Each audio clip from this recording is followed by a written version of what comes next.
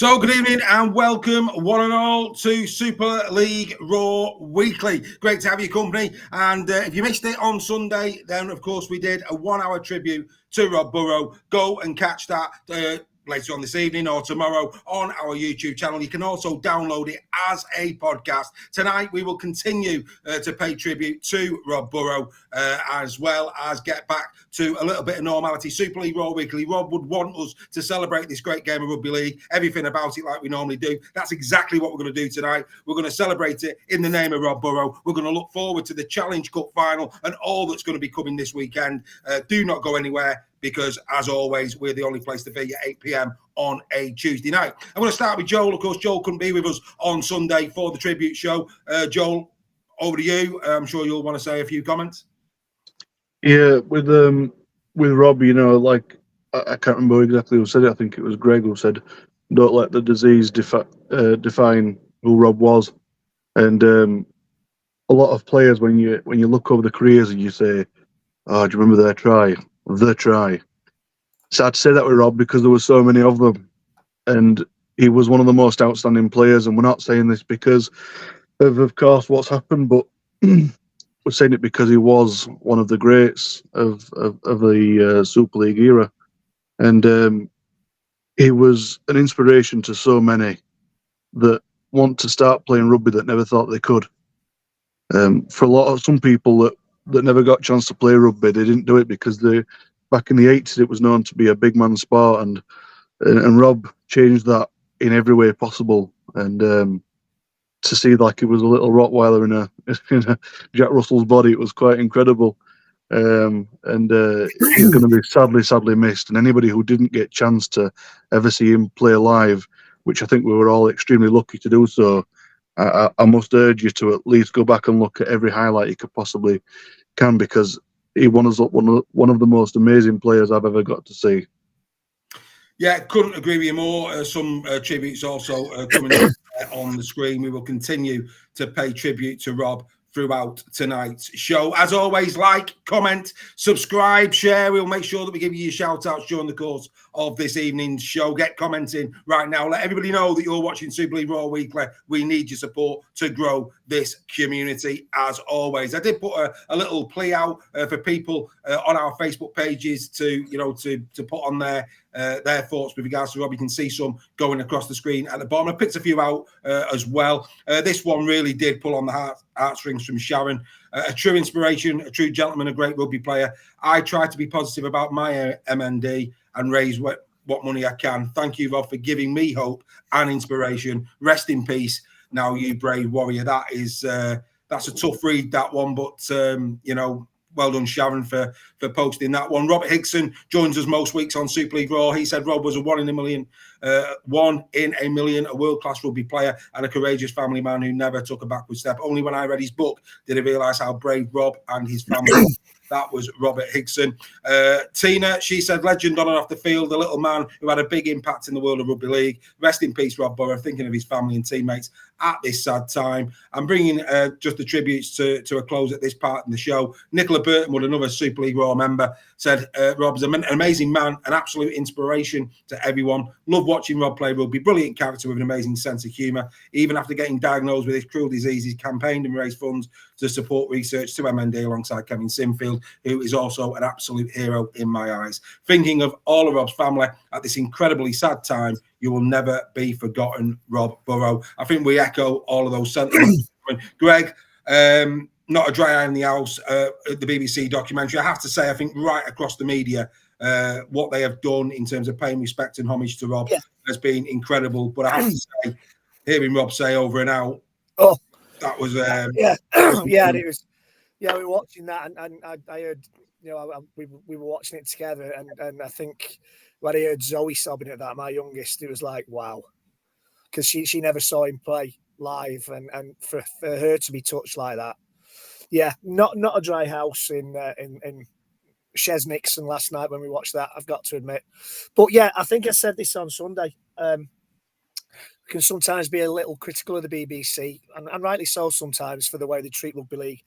But the way they followed Rob Burrow and Kevin Sinfield and the publicity they've given it has got to be applauded, especially Sally Nugent. So yeah, well done the BBC. That documentary last night was superb, absolutely spot on. Absolutely, really well. They could have made it really mawkish, really over the top sadness. They didn't. They got the balance right. I thought, and but at the end it was like, oh wow. Yeah, get me another box of tissues, please. But again, Steph, on that topic, again, just another moment where he showed his courageousnness. He's clearly done the top and tail of that, knowing full well that the time is nigh, and again, just shows the courageous person. And I have to say, yes, the words were, really did hit the heart, but that big smile that came after he'd said the words just summed up Rob Burrow, Steph. Yeah, 100%, and I completely agree with Reggie. I think it was beautiful, in terms of the way that the whole program was done. It was emotional. It was funny at times. It showed I think they got his personality across, which is quite a hard thing to do over TV. But I think they did it absolutely perfectly. It was, it was just a lovely way to say goodbye to him. And I actually watched the Kevin Sinfield Ultra documentary straight after it as well, just to remind myself of that. If you haven't watched that, then I urge you to go and watch that, because that is, it's brilliant. And I think the best line from that is Kevin at the end when he's saying about, he's done 3 now and everything's a good trilogy, but his favourite film's Rocky IV. And I thought that just summed Kevin up to a T as well. And it's going to be interesting to see, because I know that guy won't give up for MND, and I'm sure he'll be doing something special in the near future. Absolutely. And also, the bravery of his dad to carry out Rob's wishes to break ground at the new Rob Burrow Centre. Yeah, that was emotional, watching that with his sisters as well. Yeah. I think, there's a bit of a political thing going on at this moment in time, but I think whoever comes into Downing Street, I think one of the first things they've got to do is give them both a knighthood. Kevin Sinfield a knighthood and Rob Burrow a posthumous knighthood. I think that has to be the first task of anybody who walks through the door at number 10 in July. Has to be. I don't think you'll get any arguments from anybody who's watching the show tonight, Greg, with regards to that one. Like I say, look, we did an hour's tribute to Rob. I'm sure we will touch on it again next week, because hopefully at that point we may know a little bit more about the funeral. I, for one, just hope it falls on a day that I can make the pilgrimage to Leeds, because I think I'll be doing that just to be a part of the Rugby League family, be a part of the Leeds Rhinos family for the day, and just to show the love and support that they've got from throughout the league. So let's hope that the date is kind to me, and I'm sure, gentlemen, you'd be saying the same thing. So, like I say, we're gonna do what we always do, because that's what Rob would have wanted. He loved the game of rugby league. That's what we do. We love the game of rugby league. We had round number 13 last week. We've got the Challenge Cup to look forward to this weekend. So, whilst we just get our thoughts together, let's take a look at the top performers from round number 13. Here are your top performers from round number 13 of the Betfred Super League. The top try scorers this week, each with 2, was Timler 5 Salford Devils, Reece Martin of the Leeds Rhinos, and Jake Bibby of Huddersfield Giants. The most try assists came from Mark Sneed of the Salford Devils with 4, Jack Wellsby and Josh Drinkwater each got 2. The top meter makers were Tui Lolohea, Josh Charnley, and Akeem Maludi all with 170, and Aaron McDonald just behind with 168. The top tackle buster was Lockie Miller of the Leeds Rhinos with 11. Jamal Hanley got 8. The most clean breaks with 2 apiece were Jack Wellsby, Brodie Croft, Reece Martin, Tim Lafai, Jack Bibby, Liam Marshall, Hakeem Maludi, Jamal Hanley and Ash Hanley. The most offloads came from Hakeem Maludi with 5. Elsa Kem got 4 for the Casper Tigers, while with 3 was Herman SASA, Ben Garcia, Jack Hughes and Brad Singleton. The top hard meter maker in Super League was Tom Amone with 148, Reece Martin got 147, Herman SASA 146 and Joe Bullock 137 for the Wolves. The top tackler in Super League was Jack Hughes with 48, whilst Elliot Minchella, Harry Rushton, Joe Batchelor and Cameron Smith each got 43. And finally, the top goal kicker in Super League this week was Reece Martin with 6, Max Lee got 5, Mark Percival 4, and Oliver Russell 4 for Huddersfield Giants. These were your top performers from round number 13.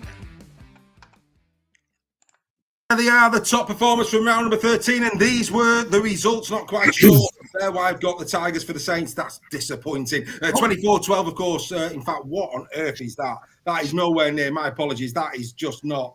No, we'll get rid of that. We'll get rid of that. Oh, what was all that about? Dear me. Anyway, let's go. Well, I tell you, you can tell I've been rushing getting a load of stuff put together this week.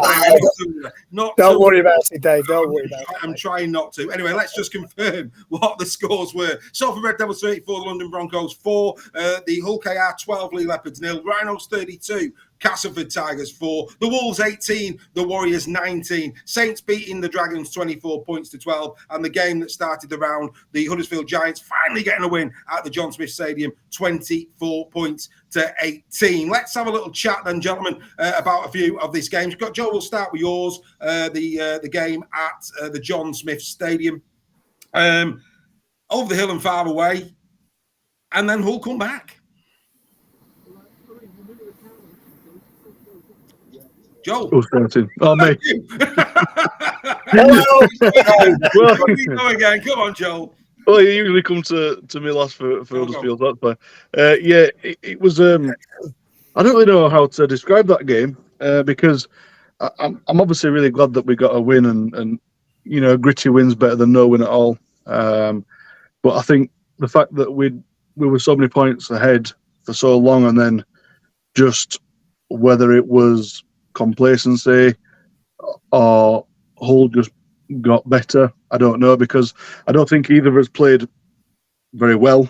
But it was, I was certainly pleased that we got the 2 points, and I think I probably have to leave it at that because there wasn't much good to say about the game, apart from I thought Tui had a very good game.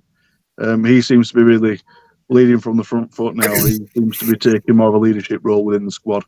And when he's playing really well, we seem to be doing okay. But yeah. Yeah, okie dokie. Well, as you see there, Dawn Beck saying you're away with the fairies, my friend. Good evening to Colby McGilvey, Joe Dalgreen, Super League Raw member, David Wakenshaw saying that Lindsay and the kids have been at Headingley today. I'm sure they were very, very well received down there as well. But yeah, okay, let's move over. Like I say, we want to get through round 13 pretty quickly. Want to really give the Challenge Cup final, what it deserves in this show today. St Helens taking on the Catalan Dragons. Catalan in shocking form, Steph. You've obviously played a part in that, the Lee Leopards. Saints, really professional job from them, I would say. But yeah, Catalan, Meekin announced it pretty much out for the season now. Are Catalan now in danger of perhaps going into free fall and maybe not being in the top 6 this season?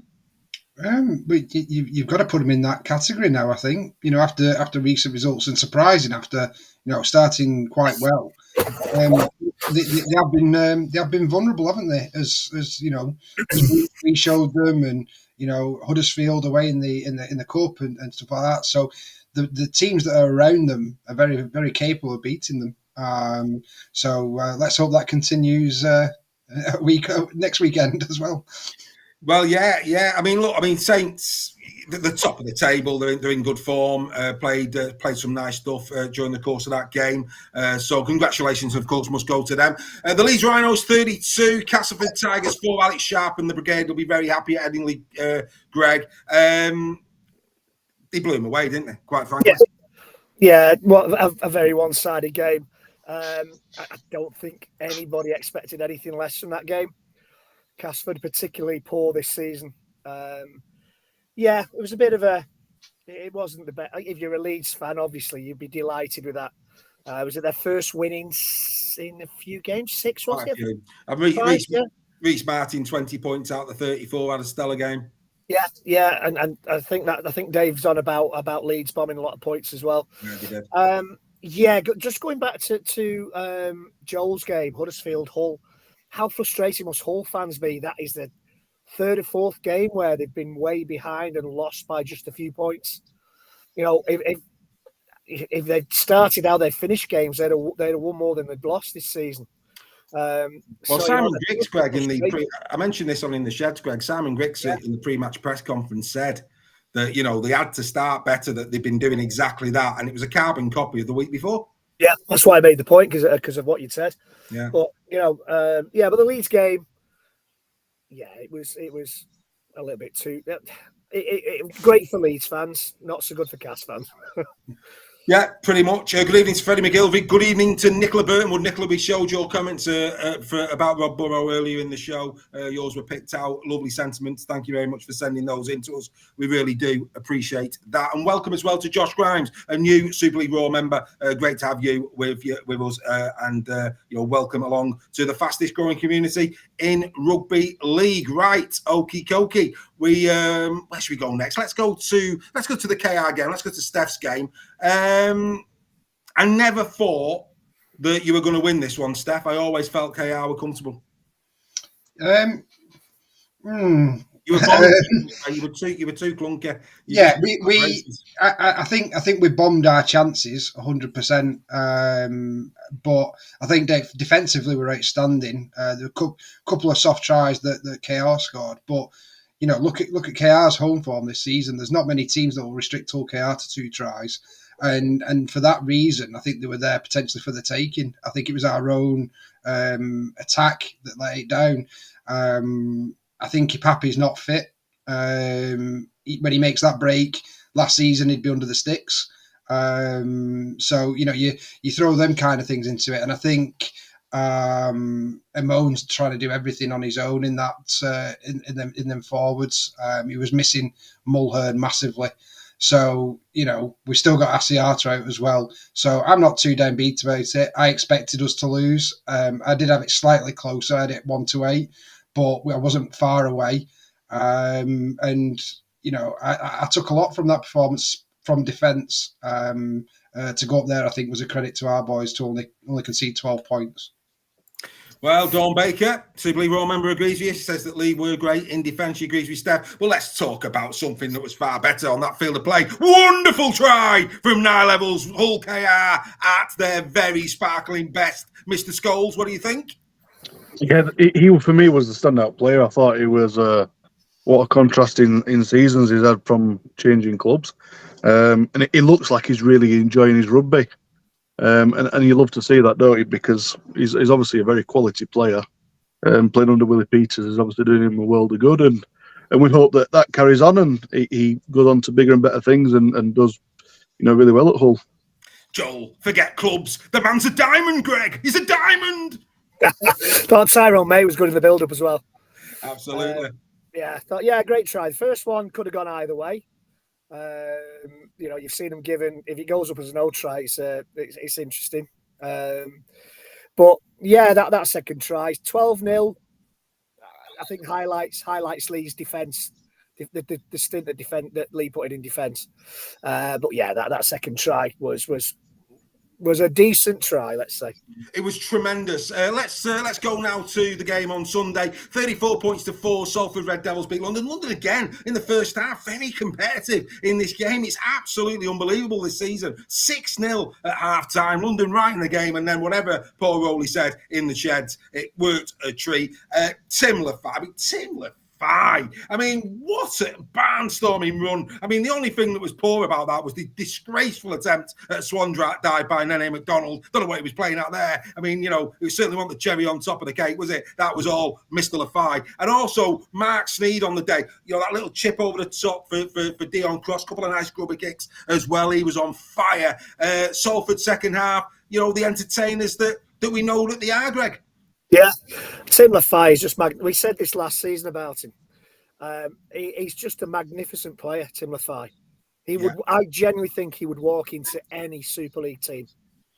And he could be walking into another one next season if rumours are to be believed. Tim Lafay could be leaving the Salford Community Stadium. I think that would be a massive blow. Well, 3 into 2 don't go, and I think that, you know, with Masters coming in, there's a lot of people concerned that Lafay hasn't been announced to sign a new contract. He's off contract, and I think there's talk of a lucrative offer on the table from other clubs. Masters is a good player, but Tim Lafay is just incredible. An incredible player. Dawn's on fire this evening. She's back on the chat. She thinks that London's biggest issue is their fitness. Always competitive for the first 40. Steph, she's got a point. You know, they've been in contention now. Wigan, Warrington, you know, this game. I mean, we could go on. They've been thereabouts. But yes, she's right. In the latter stages, they do seem to fall away. Yeah, and I think that's the thing is with London is a lot of them aren't Super League players, the Championship players that have come into Super League, and it takes more than half a season to get up to that kind of level. And also, you know, some of those players, in all respect, aren't Super League players; they're still Championship players. You know, I'm sure London would have loved to have recruited more, but when you come up that late, it's very hard to do so, isn't it? And on the budget they're using as well. So, but yeah, they're right. I think that the athletes that Salford have are just that bit more athletic than London. Well, Chris Young's in the chat saying that he's going nowhere. Tim Lafay, he's under contract. Contracts don't mean anything, Chris. Bit of money coming Salford's way yet again, perhaps, for Mr. Lafay. Hope you're right, though, because to be honest with you, you know, Salford, Tim Lafay, you know, they're almost like Hansel and Gretel, Starsky and Hutch. You know, they're a bit of a partnership, aren't they? Yeah, just a point on that, though. If they're getting creds of 2,800, Salford would be signing nobody. So, Steph, you know, here we are, basking in the glory of great performances, and you've got to take it off field. it's true. It's the biggest. It's scandalous how good Salford are and the crowd that they get. I agree.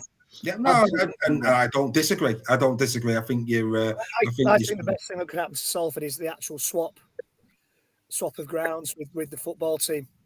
Yeah, but it doesn't mean. Yeah, but they lose IMG grading, mate. It's not big enough, is it? No. So they can.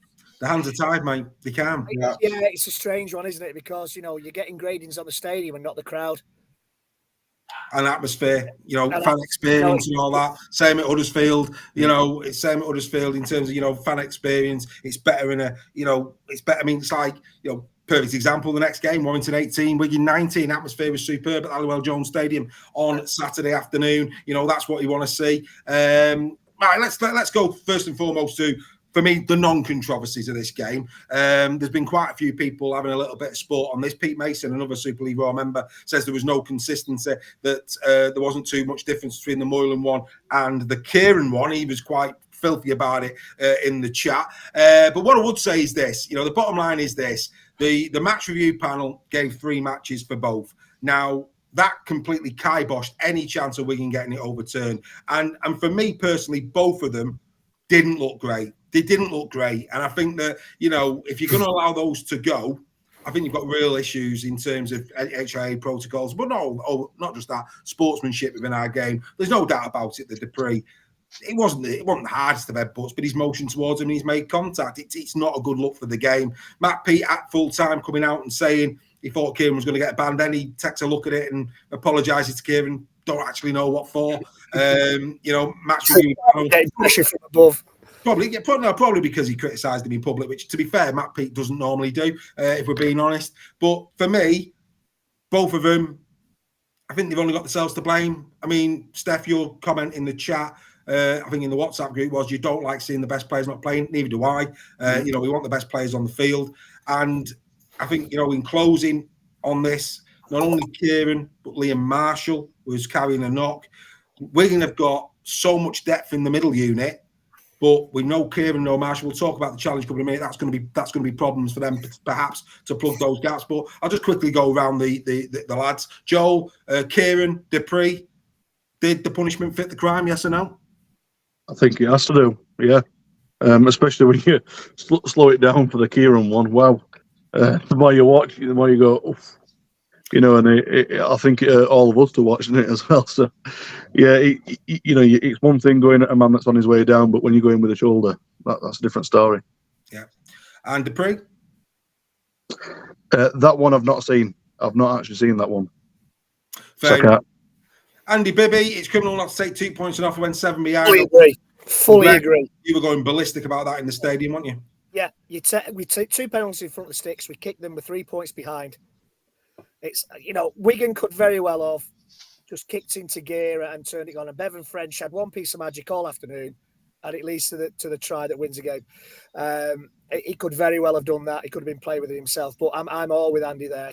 Yes, you take 2 points and off in front of the sticks, unless it's 5 minutes to go. You're taking those points all day long. Kieran and Dupree, only themselves to blame for not being there in the final? But yes, Kieran especially. Dupree could have gone either way, I thought. He could have argued that he was getting up and he's fallen into him. The one for me, though, and I'm not baying for blood, and I'm not looking a gift horse in the mouth or anything like this. The Brad O'Neill late hit. George Williams got a game ban for something that it took the Clouseau to find out what he'd done, Williams, against Catalan, and that's a clear late hit and not even up before or gets a £250 fine. I'm not calling for him to be banned. I'm just saying, and I think a couple of guys have said it in the chat. Let's have some consistency. Absolutely, Steph, coming to you, Dupree and Kieran. Punishment for the crime, yes or no?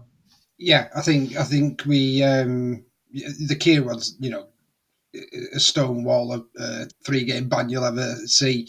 But I can understand from his point of view why I don't think he did it intentionally. I think it was, he was generally going for a good shot on him, and obviously with him going down, it was just a bad tackle that happens. I think the more cynical one and the more stupid one, like you rightly say, I want to see the best players playing at Wembley, and I'm absolutely gutted for them both that they're not going to be playing. But Dupree is just absolute stupidity for me. Before that game, Wigan made the decision to play most of their team. I know they rested a few players, but they had a really strong side out. But he must have said to them before the game, "Don't do anything stupid." And you can kind of understand Kieran, that thing. But for Dupree to go at somebody with his head, I called it straight away on the watch chat. He's banned for the final. What a moment of stupidity. Yeah. I don't know. Has he played in the Challenge Cup final yet, Dupree? Don't know. Don't think he played for Salford the other year. I can't remember. No, I don't think he did. No, I think he's not, and he's not playing this year either. I mean, Dawn there talking about the double eye shot on Kieran. I think there's a big difference though. The force of the Kieran one on Lindop. I mean, he nearly took his head off. There's eye shots in games, and I actually think that, and we've all said this at the start of the season, I thought the referees were being overcautious. I think there's a big difference between a high shot where you just clip them, where they're allowing them to stay on the field, and this is right across the league. But then when you get really serious hits, I mean, this was a shoulder straight into the face. Yeah, it's chalk and cheese, and an official can't allow that one to go. I think they're trying their best to keep 13 players on the field where eye shot's concerned, but I think there's a big difference between the ones that Kieran. I think Dawn's got a point. I have to say. When I saw it live, it happened in front of us, and I thought, initially I thought it was Drinkwater, and thought that's Drinkwater out of the final, but it's Holroyd, and Drinkwater catches the player as he's going down, following the Holroyd challenge. Yeah. But I kind of agree with Dawn that earlier on in the season, that was a ban, that was a yellow card or a red card earlier on in the season. Again, we're going back to consistency now. We're all up in arms at the beginning of the season when there was some stupid, silly red cards. And we don't want to return to that. But I do think Dawn does have a valid point there with that. There you go, Dawn. Greg's buttering you up for a pint at the weekend. Right, okay. Let's get into 2 pints. Okay, let's get into the big one. Yeah, nobody expected that. And for those of you who don't know the kids that Warrington are bringing through, we know that Wigan have got a great academy system. We know that Saints have. We know that Leeds have had one, and it's coming back again. There's a lot of good young talent in the Leeds system. But this, for many, would have been the first glimpse of Kai Taylor-Ray, Aaron Lindop, Nolan Tapia, all of these young kids that Warrington put out. And if they can go toe-to-toe with Wigan, and, Wigan fans, you can come out and say, oh, you weren't at the race. Look, there's a gulf in those team sheets, right? And nobody's arguing that if Wigan are on top form, yeah, they probably do win by 20, but they weren't. And these young kids that at the start of their career, most of them under 20, stood up against a far more superior side really, really well. Joel, your first glimpse of a few of these players. What's your thoughts? Well, clearly Sam Burgess knew something that 90% of the population didn't. Because, like you said, that they did not for 1 second disappoint, and the chat was about, if we put out the young lads, is it not going to be a show? Is it going to be? They stood up as well as any first teamer that's been playing for many seasons. For me, I'm kind of very in. What I'm trying to think of the word.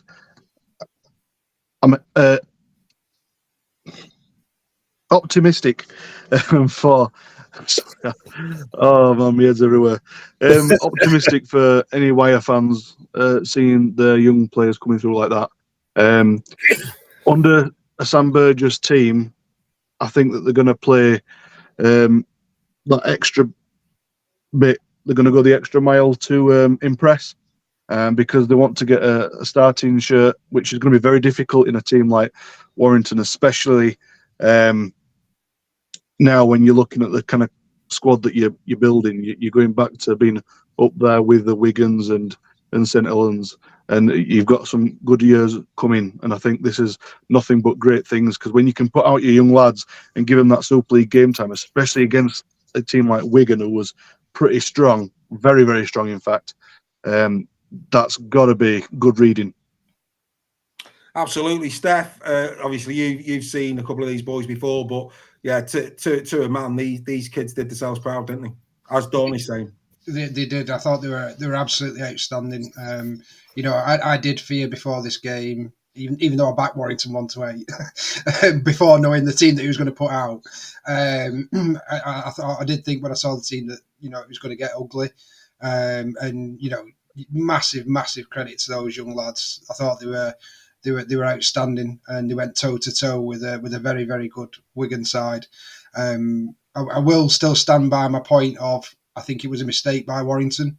I think you're going to rue that decision, because if you play your full team, you'd have beat Wigan quite convincingly, I think. And I think that could end up costing you a home playoff, that decision, and maybe even a chance to get to the grand final, on the proviso that you going to Wembley and that something might happen. And I think that's a big mistake. But that's just my opinion. I don't. You go to Wembley and win, and then go and win the grand final. I'll shut up. But right. I will remind you of it if you do lose an away playoff game. I'm sure you will. I'm sure you will. Look, a lot of rugby to play between now and then. What I would say to you, Greg, in closing, and then we'll start to build up in a minute to the Challenge Cup final, because there's a lot to get through where that's concerned. As you would expect, I'm leaving nothing to chance on that one. The narrative is there now, isn't it? If Wigan lose, the match review panel's fault. If Wigan win, they'll quite rightly just talk about the strength in depth of their squad. From a Warrington perspective, I think a lot of pressure now on the players that are returning based on the way the kids play. I think there's I echo what you say about the young kids. They were absolutely fantastic. And I echo what Steph said. I feared the worst before kickoff. I thought this could be an embarrassment, but the kids were fantastic.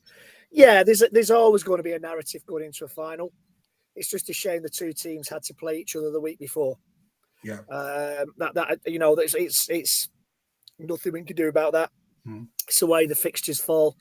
They do need to change the ban thing. They need to change it so it's the competition that you're in. Yeah. Try it out. Of course they do. Yeah, I agree 100%. Because this is where the point is. My gripe with it is it's derogatory to the Super League competition when it doesn't have to be. There's no reason for it to be. You just make the ban so it's in Super League only, not in the Challenge Cup. Yeah. And if you get sent off in the Challenge Cup, you're banned from the Challenge Cup. Correct. Yeah, I agree. But yeah, there's always going to be that narrative there. If Warrington win, rest as Steph's alluding to, resting the first teamers last week was the right decision. There's all sorts of narratives that come out in every week, and on the end of the day, all that is just it's just last week's newspapers when it comes to the game itself. That narrative just disappears, and it's the better performing team that makes the fewest mistakes.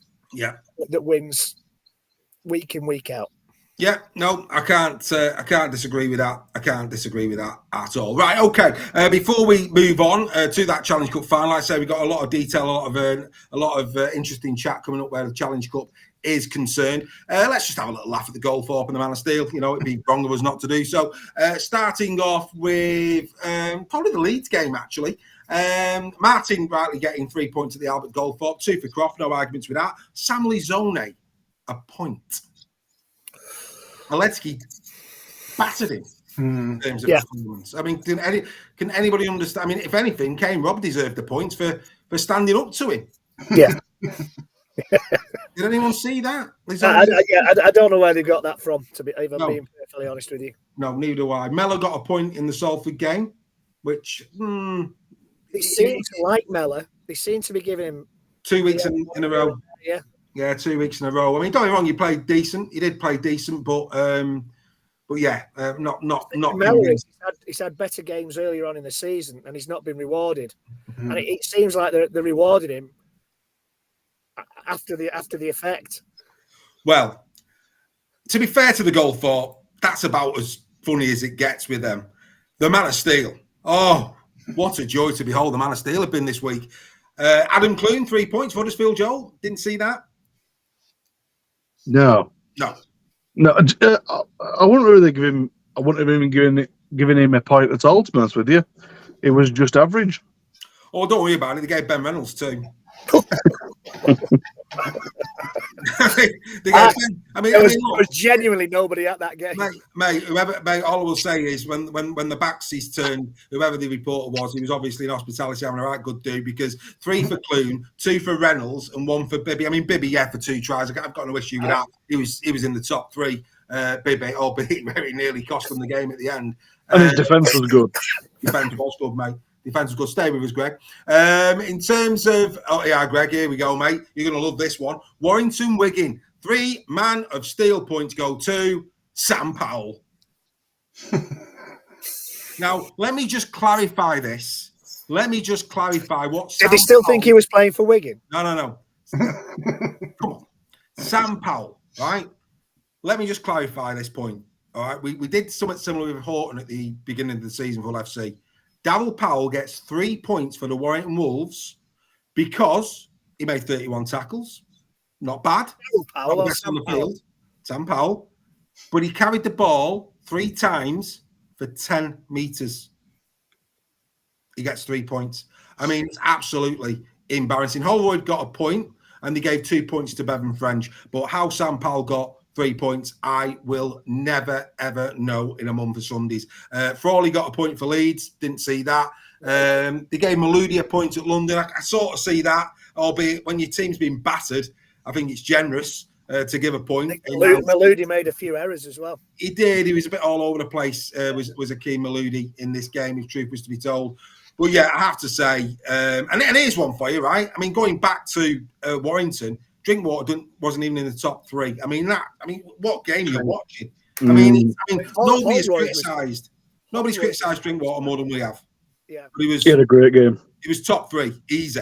Mm.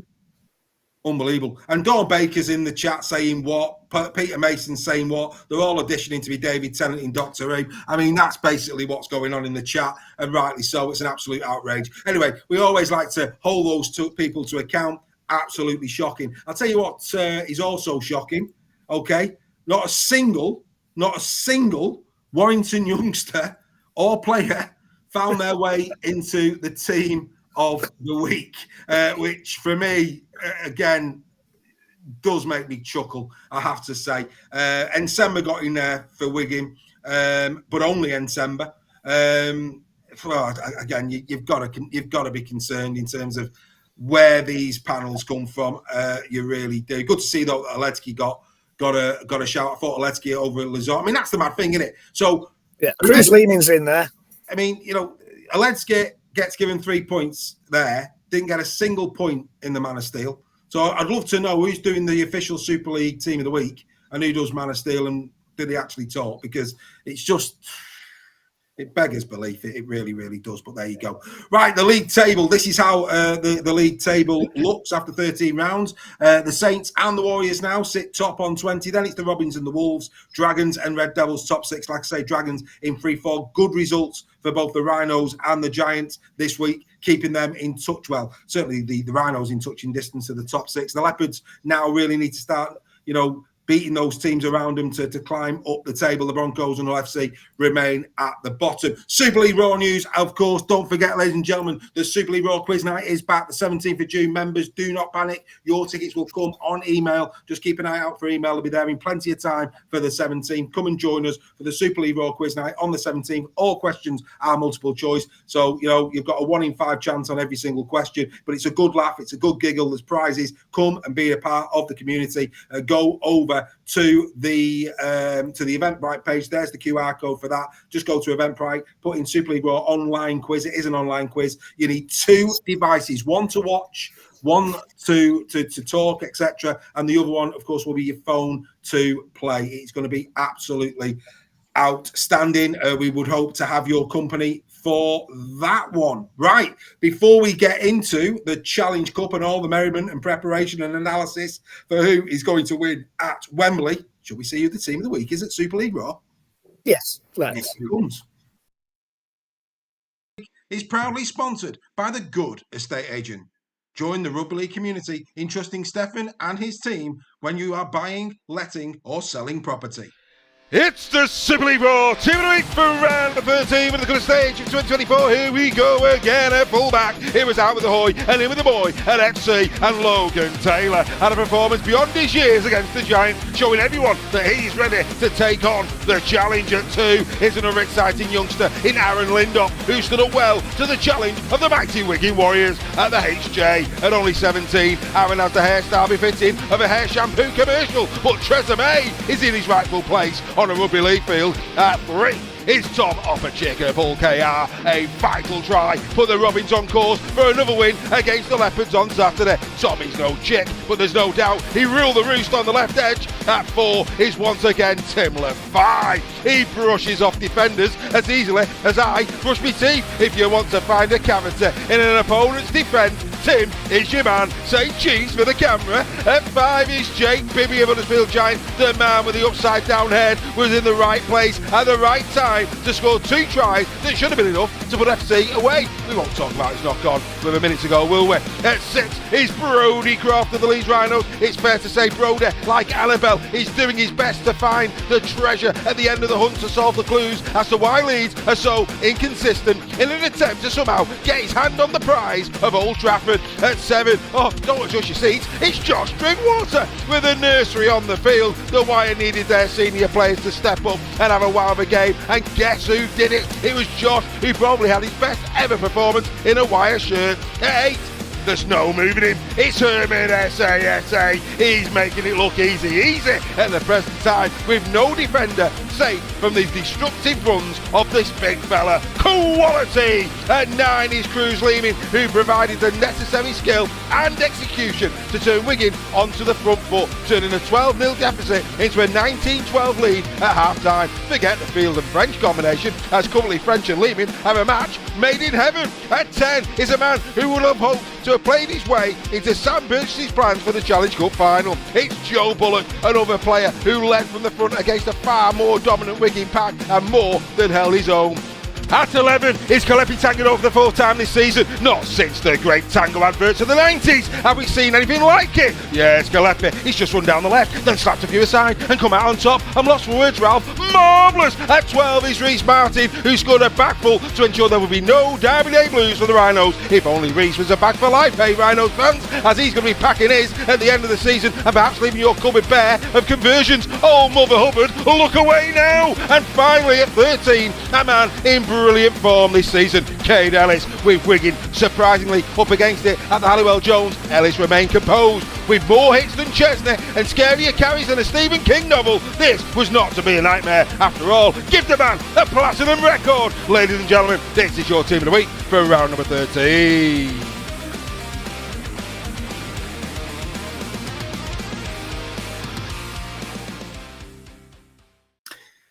Yes, it's time to get closer. Consider becoming a Super League Raw member. Come and join the community, boys. There is the team of the week. Dawn asking what was the comment about Jay Bibby all about. Well, his hair's on the bottom of his head, not at the top, Dawn. That's what we're getting at there, my friend. Greg, over to you first and foremost. Nice to see so many different players and a bit of youth in the side as well. I resemble that remark. Absolutely. The upside down head. Good to see Joe Bullock there. I think you're right. I think he's played himself into contention for Wembley. I thought Cade Ellis was really good as well. You know, the doors open for him with those suspensions as well. Yeah, good to see Aaron Lind up there. Good to see some young players in there. Future's looking good for Super League. It is. Joel Moy, you mentioned Lollahay, you know, had a great game for Huddersfield, but Moy was, Moy was pivotal to Hull's comeback in that game. He had a really solid game, you know, very good and assured under the high ball, a try and an assist, did lots of running in the match. I've not seen him too much this season. You've seen him first time. What were your thoughts? Yeah, he's a very good player. I know I said that neither team played well, but when you look at individual accolades and how they play for the team, I think Moy was certainly a standout player, and he's, for me, given the hope for Hull that if they're going to get a win or get some momentum going, he certainly can be an inspiration for that, and can spark them on. And this is one thing that I really love about the team of the week that you do for Super League Raw, is because regardless of the result, it's about the players' performance, and we say this week in, week out, and it really shows that this team here, this week that you've picked, even though there's a lot of them, or some of them that not either been picked before or been on here much, clearly, you know, if they'd have played as a full round together, that'd have been a very dangerous team because they were all on fire. So, yeah, Moy well deserves to be in there. Really good to see Bullock in there too. And I think he'll be definitely playing at the weekend. Yeah, I think he's probably got himself a bench spot. And you're right, it is about who played well in their positions. Quite a lot of these players were on a losing side this week, but played an incredible game in their own right. Steph, one of the players who was on a winning side, though, and we've been basking in his glory all the way through the season. Corey Graham there also talking about him. Tan, you know, he wasn't on the score sheet, but my Lord, did he run hard on that left edge against your boys.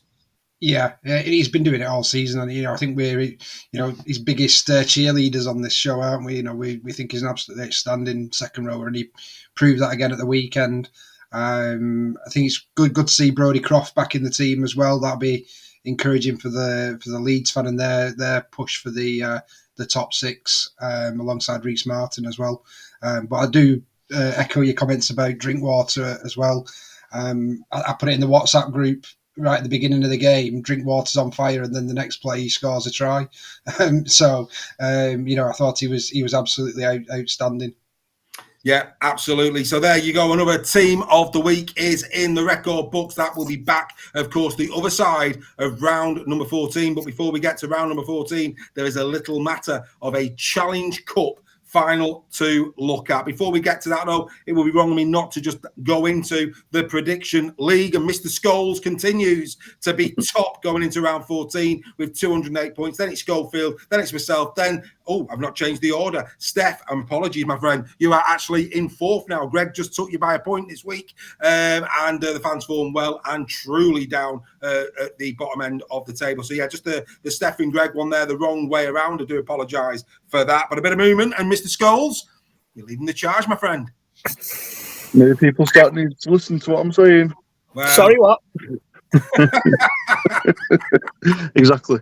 Happy days. Right, now, as always, look, we're not going to be doing a game of the week this week because there is only one game of the week, and we're going to do it now. So this is going to become Game of the Week show. That's what it's going to become. It cuts down on the work for me. All the analysis is going to be done, and we're going to chat about it, which we don't normally do because normally it's just me doing the analysis. But it's the Challenge Cup final, so let's all do it together and have a bit of sport. Outstanding. And what we'll also do, because I think it was Dawn who put this in the chat a couple of weeks ago, as we go through the analysis, we will pick a combined Warrington and Wigan side. That'll be an interesting debate. Get in the chat and we'll do it position by position. It's interesting. Are you going to do it on reputation or are we going to do it on form this season? That is the ultimate question as we get into that. So we'll do that as part of it. So like I say, this is going to become the game of the week. Dawn there doing a little bit of advertising for me. Sign up to Raw People WhatsApp group. One of the perks, fun, informative and full of banter. Couldn't agree with you more. Dawn. Right, so as we will always do, let's give a little word to our sponsor and then we'll start to build up to the game of the week, the Challenge Cup final.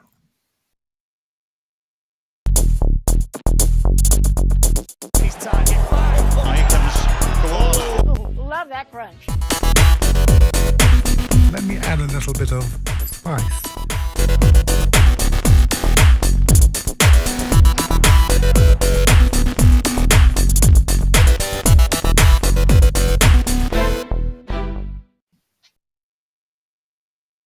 Wembley, where the Challenge Cup story reaches its crescendo. There is a fairy tale to be written. Just once a year, rivalries set aside. We come together as one. On this grand stage, every team stands equal. Beneath each club crest, heartbeats quicken. Favourites falter as underdogs rise. Lachlan Lang is a Lee legend! It's beyond expectation. He's got the strength, he's got the speed! He's won the big Great Wembley prize! Desire makes the impossible possible. Danny Houghton has made over 1,000 tackles this season. Victory snatched from the jaws of defeat. Liam Marshall, and he might just have won it! Dreams become reality and heroes become immortal. That is one sensational try! Upsets, ecstasy, glory. The men's and women's Betfred Challenge Cup finals, where only one thing is guaranteed. Expect the unexpected. Expect the unexpected. Tradition, legacy, you name it. It's this Challenge Cup finally. What makes the Northern Hemisphere sport a little bit more special. The Challenge Cup is this coming Saturday. And dare I say it, gentlemen, with what has happened in the last 48 hours, has there been a surge, a rush for tickets? I mean, come on, Rugby League community. You want to be there, not only because two Goliath sides are going to go head-to-head, but there's going to be a tribute like no other to Rob Burrow in that stadium. A minute's silence where I'm sure we're going to be able to hear a pin drop. The applause on 7 minutes. I'm sure there's going to be other things planned as well for the day. You want to be a part of this. You want to be a part of the family of Rugby League supporters paying tribute to the great man himself, and also the added bonus of the games that are going to be on show. We're going to focus, of course, on the Challenge Cup final, the men's one, and of course the women's one is taking place, the 1895 Cup as well. We've seen in the chat that Freddie McGilvey has posted that Jermaine, of course, is playing. Yeah, we mustn't forget that for Wakey. He'll be in the 1895 Cup, and of course Wakey going to that. I think clear favourites as well. You've got the Saints game, the Saints Leeds game. Of course, always Saints Leeds, isn't it? Going head to head in the women's game, and of course Wigan against Warrington. It just couldn't be any bigger. Chaps, first and foremost, we'll bring the thank yous to Rob to an end at this part of the show, because, like I say, it has been announced that there's a lot planned to commemorate the legacy that is Rob Burrow at this game. I wouldn't be surprised if there's a few surprises or two as well, maybe some dignitaries on the day as well. Perhaps not the Burrow family, but maybe some of the legends that played alongside Rob more than likely will be in attendance. Who knows, even Sir Kev might actually come and make an appearance at the final. That would be very well received, of course, but if he wasn't there, then of course that is fully understandable as well. I'll go to you, Steph, because Joel, I don't think you are going, unfortunately, but I know Steph is going. Are you going, Joel, on Saturday? I'm not now because of other outside factors. We won't go there. But in terms of Steph, you are. And I think if you wasn't going, Steph, knowing you, I think you'd have probably got a last-ditch ticket because you'd have wanted to have been there for what is going to be a very emotional occasion. 100% I'd agree in going. I think it's just going to be such a special occasion. I think that the timing of Rob's passing, if there was going to be a time, I think this is the perfect time, because we're going to come together as a rugby league community in a 90,000 seater stadium and show the world what he meant to everybody.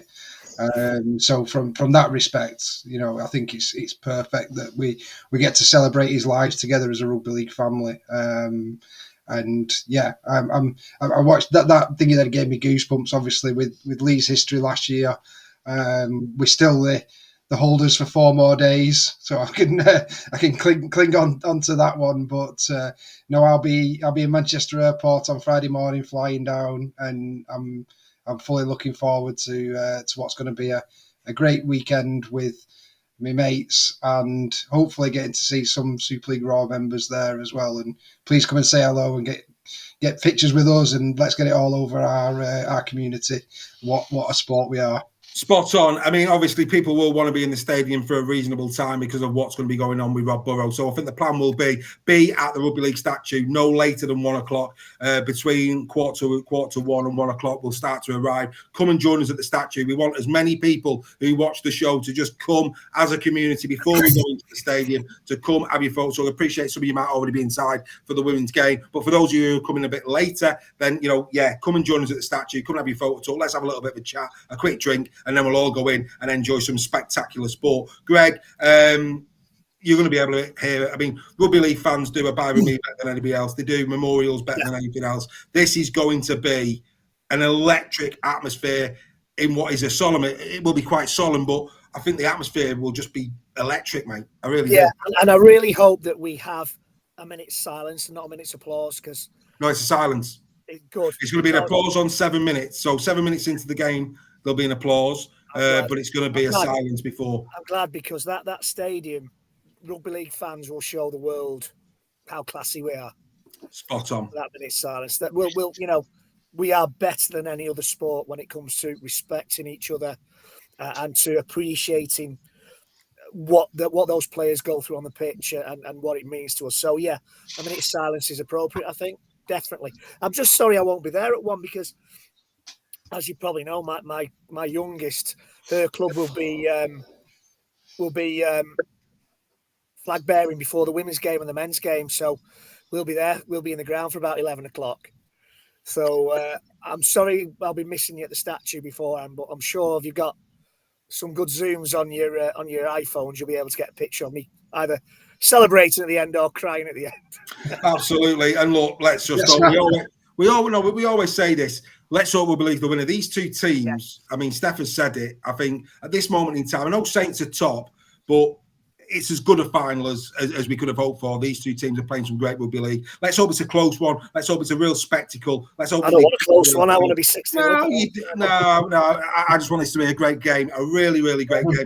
Golden point. I know, obviously, it's obvious who I want to win, but I want it to be a really, really good game, and let Rugby League be the winner is what I would say. Peter Mason, of course, can't get over from Belarus, but he's going to be shedding a tear at 3:07. I'm sure that the minute silence will also be impeccably held in his household in Belarus. I've got no doubt about that whatsoever. Right, okay, boys, like I said, we're going to get into some detail now as a collective Super League Raw community. We're going to have a little bit of fun, starting with, where we're going to start. Let's start first and foremost the head-to-head between these two teams. And, this is interesting. This was updated from last week. 45-26 now in favour of the Wigan Warriors since 1996, the birth of the Super League. The last 5 have all gone the way of the Wigan Warriors. That's interesting. As you can see, the form, Wigan come in with 5 wins, Warrington 4 wins, and that loss at the weekend. It's second against 4. Look at the points for 2 sparkling attacks there. 357 plays 320. The Warrington defence has improved dramatically year on year. That has to be said, albeit Wigan have a stronger defence. Wigan rightly go into this game as favourites, Joe. They do. But I'd say that is only on paper, and as we know, games are never won on paper. The attack and defence difference is so marginal that I think that almost negates each other, really. And I think this is going to be down to who's going to be the fittest for the longest, who's got that spark of brilliance, whose defence is grittiest enough, and who's going to make least errors. And that right there is going to be the biggest factor. Whoever makes the least errors will win the game. And this is two teams who pride themselves on not making a lot of errors. But of course, the occasion gets to you, so your professionalism comes into play. This is where everything matters, down to your preparation, the stuff that you eat before the day, on the day, not drinking anything for a week before. Absolutely, being laser focused, and if they've all zeroed in, it's going to be a great, great game, and I'm really looking forward to it. Absolutely gutted I can't come. Absolutely. Well, Andy Bibby there saying it's on for 75,000. Wouldn't that be absolutely fantastic? John Wilkinson in the chat saying he's happy that Warrington are the underdogs. Look what happened in 2019. And Peter Mason is saying French versus Williams. Who dares wins? There's more contest than that, Pete. We're going to get to him as part of this part of the show. Okay, let's take a look now at key numbers this season, the 2024 season, the pack meters. This might surprise some people. Warrington, 558 to 513. What I've done here is I've looked to see who I think will be in the starting lineup. So for Warrington, this is based on Harrison, Vaughan, Bullock, Musgrove, Nicholson, Fitzgibbon and Curry. I think those will be the pack members for Warrington. For Wigan, I've gone with Havard, Thompson, Mago, Cooper and Sember, Farrell and Ellis. That's what I've gone for with this. I could be right, I could be wrong, but that's what I've gone with. 558 to 513 a game, Warrington edge it. The busts, pretty much even, 9.9, 10.1, but Wigan a slightly better show there. The back meters, again, going the way of the Wolves, 627 to 547. The backs for Warrington, I've gone with Dufty, Fulis, Ashton, King, and Ty. That's what I've gone with Warrington. For Wigan, I have included Marshall, but I do think there's going to be a late call on Marshall. He did not look well on Saturday. I hope for him that he is fit and well because nobody wants to see him miss the final. But I have gone with him because nothing has been announced where he's concerned. Field, Wardle, Miskey, Marshall, and Walters. I think Walters will probably deputise for Kieran in the centres. They haven't got much cover there. So the question is who you're going to put there. And I just think Walters could be that player that is the makeshift and he's put in there. He might go for youth, but I don't think so. Not on this stage. I don't see the likes of Eckersley getting in there, albeit he played well on Saturday. Am I right? Am I wrong? Get in the chat. But that is what I've based it on. You look at the tackle, the back bust, though, the tackle bust out the back line. Big advantage there to the Warriors, 32 points to 8. More breaks from Warrington. And then if you look at the tries, this is Super League only, 53 plays 61. And look at that at the bottom. Goals, no Kieran. Kieran has got the better of the kicking ratios for Wigan this season. But Harry Smith has improved. Both him and Josh Fulis are converting at 78% this season. How vitally important goal kicking is. Looking at those stats, Steph, what are your thoughts? Yeah, I think it's really interesting, isn't it, when you see those side by side. I think the back meter stands out for me. It's probably one you're going to come to in terms of the battle of the fullbacks on this one. But Dufty must be a huge part in those back meters. We will come to that, my friend. We will come to that. Greg, what are your thoughts on it? It's a close one. And Wigan, Wigan have a game less, which has to be taken into account. No, it doesn't. And Andy Bibby's gone there as well. This is an average per game. So this is how much work I've done. For every player, I've divided it by the games played. So this is based on games played. So this is an absolute side-by-side analytic. So anybody, this is why Super League Raw, ladies and gentlemen, is the premier online community, because we do analysis like nobody else. Andy, you're spot on. Go and watch somebody else. They will not take into account that, but we do. There you go. So anyway, back to you, Greg. Well, I knew that. I just gave you the chance to to reinforce that point, Dave. I think Eckersley will play. I think Eckersley will play in the centres. I really do. I think Dawn's put Farrell in the centres. I don't think Farrell's 2-3 years ago. I would put Farrell in the centre. Now I don't think so. I think Farrell has lost that yard of pace. So I think Eckersley will play. I think Walters may well. I don't know. He may well be in the second row with Nsemba. I don't know. I mean, the decisions are there to be made for Wigan. They've lost 2 key players, despite what Wigan fans are saying, that they've got strength and depth. Yeah. There's a choice to be made. And from what I've heard, Marshall is touch and go. Yeah. Marshall is very, very much. I mean, that was the biggest mistake Wigan made on Saturday in not taking him off straight away. Because every time there's a breakdown in play, he was looking uncomfortable in that second half. So it's a close call. I can't remember, was it Steph or Joe was talking about Dufty? Well, we're going to get there. We're going to get there. Let's just hold horses. So this is just the beginning, gentlemen. This is just the beginning. Let's get into some of our members. Dawn Kirby, of course, remember. Hello, Dawn. She'll be there for the quiz on the 17th. But she's got a double G&T bet on with Warrington. Oh, the last of the big spenders is our Dawn. Is there. Happy days. Daniel, he's in the chat. Don't get me wrong, Warrington have been a different side since Sam has been coach, but I still think Wigan are too strong. And you know what? I think Wigan are favourites, and I admit that. I think Warrington have to be very, very good indeed to win this game. In terms of Fraser Howard, Dufty might show that he's overtaken Field. Well, we're going to get to that conversation in a moment. But yeah, lots of great chat. We're not getting into the predictions yet. There's a bit of analysis to be done before we get that. But Fraser Howard has gone back in again and said, Walter's not had enough game time for me. He might be the weak link in the second half. Interesting. Very, very interesting. Right. We said before we did the little note to our sponsors that as we go through the positions in a minute, we will try and pick a combined team. But before we do, it'd be wrong of us not to take a look at a head-to-head in the Challenge Cup between these two. And this is it. And it's a bit closer than you actually think. Wigan 13, Warrington 10. That's basically how it goes. There's the last five that you can see. This is in all. So this is, quarterfinals, semi-finals, you name it. And what I've done is I've listed some there. So as you can see, these have come up against each other quite a lot in the recent past. In the quarterfinal of 2023, Wigan beat Warrington 14-12 at the DW Stadium. 2019 at the Halliwell, round 6, Warrington 26, Wigan 24. I mean, what you'd give for some of these margins on Saturday, a real tussle. You neutrals out there. 2018 quarterfinal at the Halliwell, a blowout to the Warrington Wolves, 23 points to 0. That is the only one that is that in the recent past has been a blowout because, the year before at the Halliwell Jones, Wigan beat Warrington 27-26 in another epic encounter between these two. And of course, who can forget the last time these two played in a final back in 1990 when Wigan beat the Wire there. Interesting, actually, that the games that Wigan beat Warrington in the recent past, George Williams and Sam Powell pretty much played in all of those, and Joe Bullock was a part of the Wigan squad in 2019 as well. Joel, are you surprised how close in history these two are on the big stage? Very much so, because Wigan's always known to be the ones that have been the favourites for this cup. So that makes for very interesting reading, and it doesn't make you think that Wigan are necessarily going to be the favourites for the weekend, because that's only been based off this short period of the year that we've had.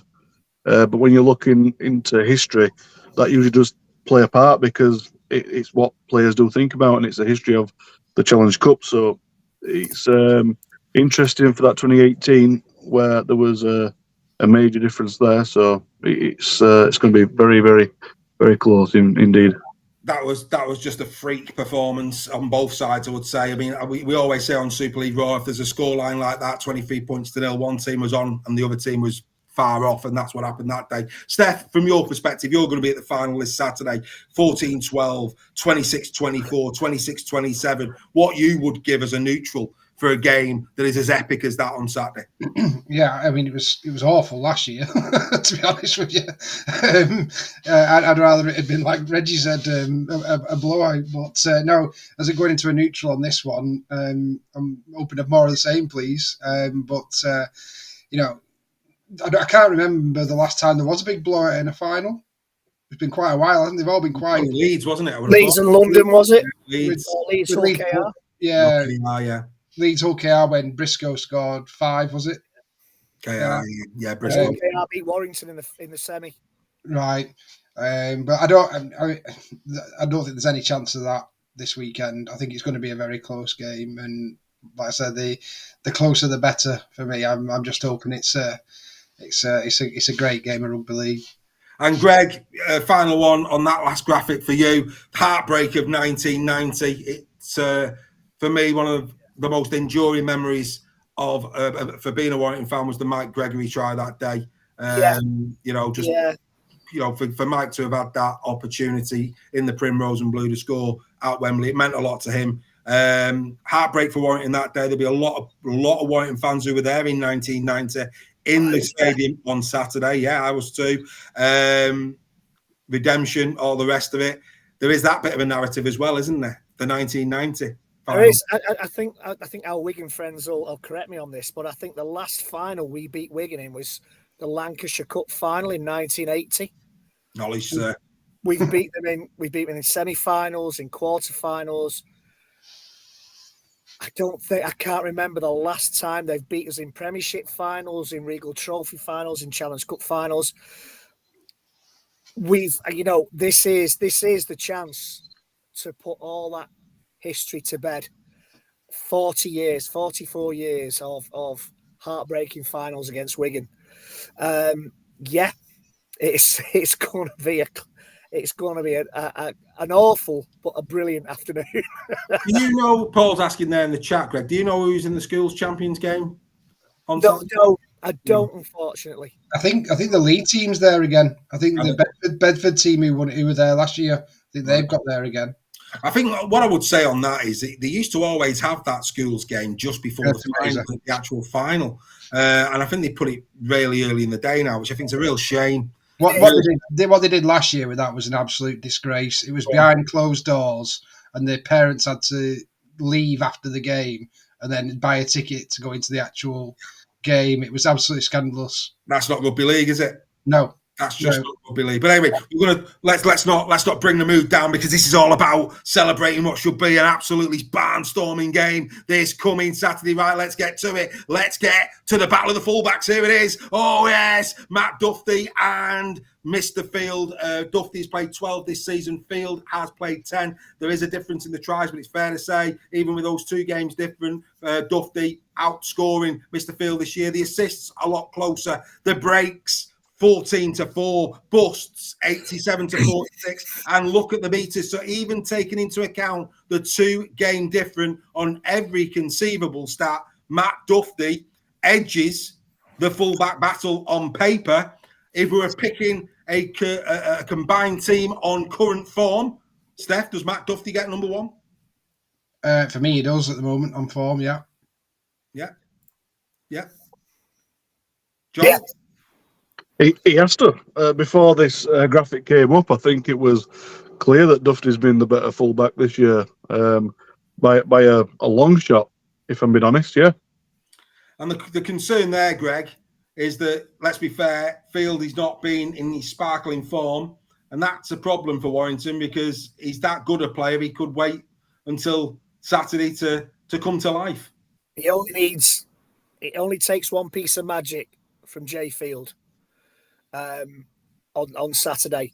My only worry with Duffy is the high ball, and that's my only concern, because I think he'll get peppered early doors. If I'm Sam Burgess, if Wigan are with a chance of kicking high or into our 20 or 10, I'd probably swap Duffy and Thewlis and get Thewlis at fullback for those high kicks and swap them round. That's my only concern with Duffy. Everywhere else, everything else, he's been the better player this season. Well, it's closer there as well than you think it probably is, because Duffy has made 15 errors in 13 appearances in Super League. Sorry, not 13 appearances. He's been in 11 of them, and Jai Field has made 9. So there's not an awful lot of difference. Field is also susceptible to a high ball as well. And I keep coming back to this now. I mean, watch Duffy now. We'll have him there on Saturday. But there's always been this narrative around Duffy and errors. And actually, that narrative will form part of Wigan's team plan. Of course it will. But every other team plan as well. And in fairness to Duffy, like I say, for whatever reason, this sticks with him. But he's no better and no worse in that area than the vast majority of fullbacks in Super League. But for some unbeknown reason, maybe because he's not as fashionable as the Fields and the Wellesbys and the likes, this gets thrown at him. But the other side to it, though, as well, is that kind of comes a territory without any fullback. But Duffy's so good that just, to me, shows that the team has that much trust in him that he can handle it. So maybe he's not getting as much support, because he doesn't need the support, same as like some other players might do, because he's so good under the ball. So a few extra errors for me don't really count for much, because errors come with fullbacks positions anyway. That's just part and parcel of the role. You're right. But in a big game, that's the difference. Oh, Dawn, Who said Wellesby's fashionable? Dawn, Jack will be crying. If you're going to say something like that, send him some Kleenex before you do. Deary me. Dave, she's right, because Sam Tompkins said he's the best fullback in Super League. So he must be. Well, maybe. Must be true. So get in the chat. Combined team, Warrington and Wigan. Who's your fullback based on? And put in there. Are you basing it on emotion, on who you think is the better player per se, or are you basing it on form? Steph, you wanted to say something? Yeah, the schools final, which is very, very important, is Oral St Peter's against Cardiff, Jos Golgai, Fun Grey, Meg Glantaf. Excellent. Fantastic. I'll have 3. And you know what? Let's hope that all do the business, because, you know, let's stay. We are based in the northwest of England. So do I, because the fellow who engraves the name of the trophy, they'll have to buy a new trophy next week. Anyway, right, so there you go. In the chat, who would you pick, Dufty or Field? As we now go into the wingers. Let's go on to the wing. Here we go. And, big difference here. The tries this season, 31-20 in all comps between Fewlis, Ashton, Miskey and Marshall. Like I say, big question mark over Marshall. Marshall not there.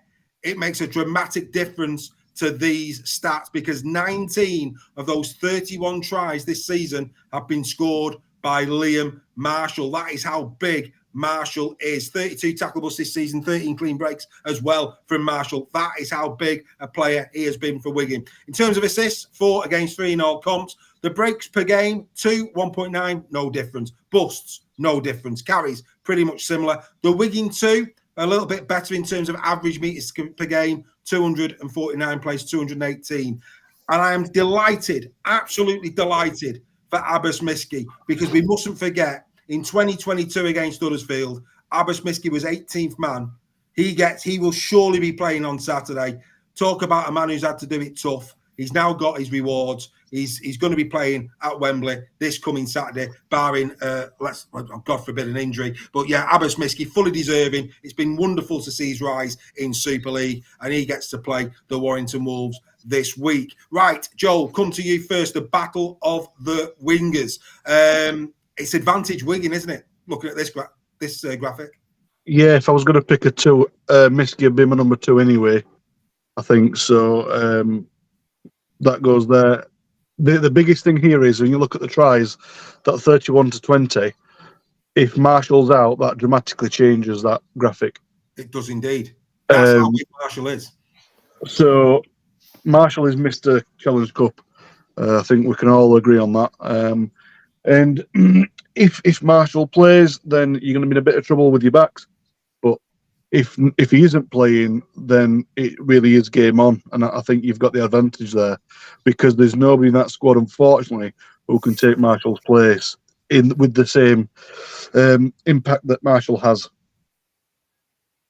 No, completely agree. And that is why it's so important that for Wigan that Marshall plays. And Steph, based on those stats, based on the fact that 19 of those tries have come from Liam Marshall, and of course the busts and everything, it really is heavily weighted Marshall over Miskey this season. Last season it was pretty 50-50. Marshall this year in better form. Does Matt Peake dare risk Marshall if he's not 100%? Potentially. If he's still, can make a contribution, I think he will do. It'll be very interesting to see, but I mean, it's a real tough one, this, because I think all 4 players on here are absolutely exceptional players who've lit up Super League over the past couple of seasons, haven't they? So, is the rule we have to take both players from the same team? No, you can. It's a complete shit. You pick whoever you want. I mean, obviously, in terms of Fewlis, he's had some wow games. He really has. I mean, he was our player of the month in May because, of course, he was the game breaker in all 3. Statistically, actually, he's having he's having a better season than Ashton. He's played 1 more game. He scored 2 more tries. His tackle buster through the roof versus Ashton, and he's got 1 more clean break. So, of the 2 in terms of form, Fewlis this season is in better form. But as we saw in the Challenge Cup quarter-final against St Helens, Ashton can score tries out of nothing. Yeah, exactly, and that's why it's so difficult. And I think if I was having to pick, 2 for a final, then I would go with Ashton and Marshall. Ashton and Marshall, you go. Greg, Again, sort your way around the graphic, mate. And then who would you pick as your two wingers in a combined team? Well, this is a difficult one because you say about Marshall and you say about Thewlis. Thewlis creates tries for himself, whereas Marshall is a finisher. And that's the difference between Thewlis and Marshall. Marshall is usually on the end of a great move, whereas Thewlis, the last couple of seasons, has grafted tries for himself. And it's a difficult one because Ashton's a finisher as well. And Miski, the two Wigan wingers are finishers. It's very, very rare that they will craft a try for themselves. Unlike French and Field, who can kind of burst from anywhere and score a try, Miski and Marshall are the ones that are usually on the end of a great pass or a great kick. And that's why this one's so difficult. I'll go for Ashton. And I would just, because of his goal kicking and Primrose and blue glasses on, I would just go for Thewlis because of his goal kicking. And you'll see why when we go for the halfbacks. Right. Dave, if you're doing combined though, would you be able to pick Ashton and Marshall together? Of course you can. Because they're both fives, aren't they? It's combined, yeah. So you can pick okay. Right. Yeah. So who are you having, Joe? Well, based off that, it'd be Ashton and Marshall. Right. But I didn't, because otherwise it'd be straight Miski and Marshall, 2 and 5, if it was the other way. Well, I mean, what the graphic shows is that if you're going on form, it's Marshall and Thewlis. If you're going on form, those two, in terms of this season's form, are in the better form for their respective clubs and in that form. I'm getting some pelters now, and you will, and you know what? You probably deserve them. Is what I would say. We'll see. But I think, for me, if I had a pick of those 4 wingers, if I was playing, rugby league manager, I'd probably go Ashton and Marshall, if I'm being honest. And I think that what that graphic shows is the importance of Marshall. And I think the fact that he did take a knock, there's no doubt he had a big. I do not understand why he was left on the field. It baffled me on the day. We were watching him. He was hobbling. The physio he was like a wasp. The physio didn't go anywhere. He was just hovering around him. And they just didn't make an empty pint. But they just didn't make a decision on him. And, I just hope it doesn't come and bite him. And Liam Marshall, I can only think that Marshall was told to stay on because Liam Marshall, surely, if he's feeling something in the Challenge Cups on Saturday, surely he's got to ask to come off. I mean, the whole thing was bizarre. Craig has said there, Marshall is one of the hardest working players in rugby league. I agree. But you know what? So's Josh Thewlis. The amount of runs Josh Thewlis, I can't even say his name now, Josh Thewlis takes, first, second tackles. Josh Thewlis works hard as well. And I'm getting some pelters, but I'm going to stand by it. You stand by it. You stand by it. Right, Dawn, in on the chat. King and Wardle for centres before the graphic even comes up. You're absolutely right. These two, for me, pick themselves. It's the partnership from last year. What I would say on this is I've gone Walters. I'm sorry, but that's what I've gone. I could be wrong. Like I say, I'm not saying I'm right, but I just think they might put Walters in there. And Roderick Ty. Now, of course, Roderick Ty and Walters, Ty's only played 5 games. Walters only played a couple back. So these stats are solely pretty much the King Wardle effect. That's where it's at. It is combined, but you look at it, the majority of these stats or the contributions to these stats have come from King and they have come from Wardle. You can see there 5 tries to 2 in the favour of Warrington. King and Wardle, incidentally, have both played 11 games. 2 assists, play 7. 5 breaks, play 7. 43 busts to 22. That's a surprising one. 43 tackle busts to 22 in the favour of the Warrington backline. 173 carries to 100. More work being done from the Warrington centres here. And then in the meters made, more for Warrington. So advantage wingers. I think the wingers are having a better season in terms of finishing, etc. But in the centres, thus far, is this where Warrington bounce back, Greg? Have they got a better centre combination with Kieran now going to be missing no matter who they put in there, Wigan? You know what? I think so. Although Roderick Ty didn't have the best game on Saturday, neither did Connor Wrench. But I think if Wigan still had King and Wardle, that would have been a massive advantage to Wigan. And this is where I think Warrington just edge with Duffy, Warrington edge, Wigan in the backs. You know, we can argue all day about the wingers and we all have our opinions, but I think this is with Duffy in the two centres, Warrington are just edging it in the backs. Well, Andy Booey saying that Sean Wayne once said you never waste an interchange on a back. We'll be coming to the forward line in a bit. Andy, you just stick around, recharge your glass, sir. We'll be there in a moment. Craig Rigby said that he's got it on good authority that Liam Marshall will be fit for the final, fingers crossed. I hope you're right for Mr. Marshall. However, will he be fully fit, Craig? That is a big question. But yeah, you know, and Dawn's right. They could put Eckersley. Greg, you said that they could put. I'm with Dawn. I think they'll play Eckersley. I think he showed enough on. He had a reasonable game. Yeah, he did. He had a decent game, didn't he? I think Eckersley will play. Joel, where are you seeing it? I mean, like I say, pretty tight this one, but is this a little bit of an advantage for Warrington?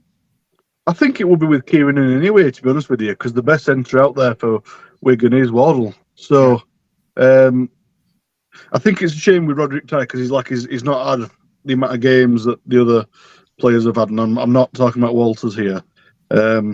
With more games under his belt and a bit more time with the team, the squad, Ty could be the good partnership with King. But yeah, for me, it's going to be King Wardle. I think that has to be your that's your combo. That's your combined. That's the combined. But I think when you look at Warrington and Wigan there, even with Kieran in, I'd have probably still gone with Warrington's centres partnership because I think there's just a bit more flair in there. Fair enough. And Steph, I mean, Roderick Ty played 5 games. Defensively, he has been pretty decent. I mean, the guy's got one hell of a hit on him, hasn't he? Yeah, absolutely. And I think that's, for a final, that's massive. And that's probably why I would probably pick Warrington centres for the defence. I think if they play Walters there, then when we go back to the winger conversation, obviously centres, you know, either by a dummy run or a pass, feed your wingers, don't they? So if Walters is in the centres for Wigan, I think that could be very disruptive for them in their back line. Obviously, King and Wardle are your 2 picks in this one if you're picking a combined, but I do fancy slightly the Warrington lads. Yes, well, Pete Mason here, he's already rushing forward. He's saying Bev and Harry, no question for the halfbacks. I think we're going to have a bit of a debate about that, though, if you permit us. Or else, what's the point in doing a show, Pete? Right, okay, let's get into the halfbacks. Here they come. Drinkwater and Williams up against French and Smith. The tries go the way of Wigan, 11-7. Assists also 14-7 in there. The breaks, the busts, the carries go the Warrington way. More running from the Warrington side. I mean, again, just need to put a little bit of a caveat in here, in the fact that there's a massive difference. Harry Smith is and this is where Smith is incredibly dangerous. And I could understand people going for a combination of Smith and French for the flair, Smith for the game management. And you know, Josh Drinkwater has got. If he can replicate what he did on Saturday, that's going to go a long way for Warrington Wolves in terms of game management. We know that Harry Smith in a big game can manage a game, and that could be quite critical. You talk about game breakers. Harry Smith could easily walk away with Lance Todd due to controlling the game. I thought Harry Smith was very unlucky in the grand final not to get the Harry Sunderland, quite frankly. I thought he did more than Wardle, quite frankly, in that game. But the bottom line is here, Williams, the Warrington side of those stats, Williams has played 9 games this season. The 2 on the Wigan side have played 11. And in those 9 games, 6 of those 7 tries are Williams. 3 of those assists are Williams. He's had 25 tackle busts in those 9 games. And he's cleared the line on 4 occasions. Williams is in great form. For me, the problem here is if you just wanted to be the Harlem Globetrotters, you'd probably pick Williams and French and they'd have a field day, quite frankly, with a big pack in front of him. But I think if you were going to pick a combination, as a Warrington supporter, they've been there, done it and got the T-shirt. The Smith and French combination in big games. We've seen it in the grand final. We've seen it in the World Club Challenge. Edge it, Greg, would you say? I do think French and Smith. Bevan French has got that magical quality that can turn a game in a second. Harry Smith has improved beyond expectation over the last 3 or 4 years. Still, his conversions need to be worked on, I think. But yeah, I think in this case, although Williams, after a slow start, has really started to show what a player he is, and Drinkwater has. I think he's had the kick up the backside he needed from Leon Hayes. I do think that French and Smith just edge it here. Well, Drinkwater. That did hurt. Yes, that did hurt. Drinkwater, big column in Rugby League Express, where Drinkwater talks about the importance of the Challenge Cup and obviously getting into his Aussie mates at Warrington in terms of what it's all about and the history of it. He's well up for it. It's got to be said. USA Rugby League, friends of ours, of course, saying that one of their friends is coming over for the final. Tell them to get under the Rugby League statue at 1:00. Tell them to come and say hello to the Super League Raw community. We'd love to see them there. Hopefully quite a few of you are going to do that and come and meet us, like I say, under the Rugby League statue at 1 on Saturday. Just a quick half an hour, no more. Just a quick chat, quick hello, little few photos, and then we'll go in and enjoy the game. Joel, same question really. Hard to look past French and Smith? Joel? Steph? Bueller. I think Joel's froze. Go on, Steph, on to you. Yeah, I mean, if you're going for position, Smith takes it over Drinkwater, and obviously French. You can't not have French in, can you? But I think you're right in your Harlem Globetrotters analogy. You'd have Williams and French in all day, but rugby league isn't that. You need a controlling halfback and you need a flair player. And I think for me, that's just why I'd edge it to French and Smith for that combination. But George Williams has been outstanding this season, and he's not as far away from French as people may think. Well, not on this year's form, absolutely not. Joel, You think you're back, Joel? Your thoughts? Yeah, for me, it's the difference between the two sevens. Josh had a great game at the weekend, but he's not had a great enough season for me to put him over Smith. Harry's proven now that he can really control the game and stick to a game plan that he's got, and so that does tip it towards Wigan. But I think you have to go for both Bevan and George for your combine, because that is an incredible matchup. Okay, so at the moment then, just to recap, it would appear that Duffy's fullback. On form, Marshall and Fulis on the wing. That's quite contentious, but on form, Marshall and Fulis will be wingers.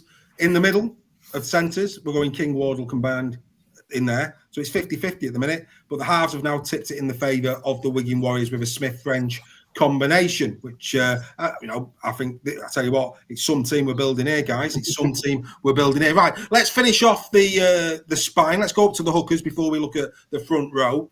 O'Neill and Leeming, Walker and Powell. What I would say here is two very similar setups. You've got the Sam Powell, O'Neill, the gritty, tackling machines, organisers, good in those early stages. And then you've got the Walker and the Leeming, who have got a bit more attack in their game.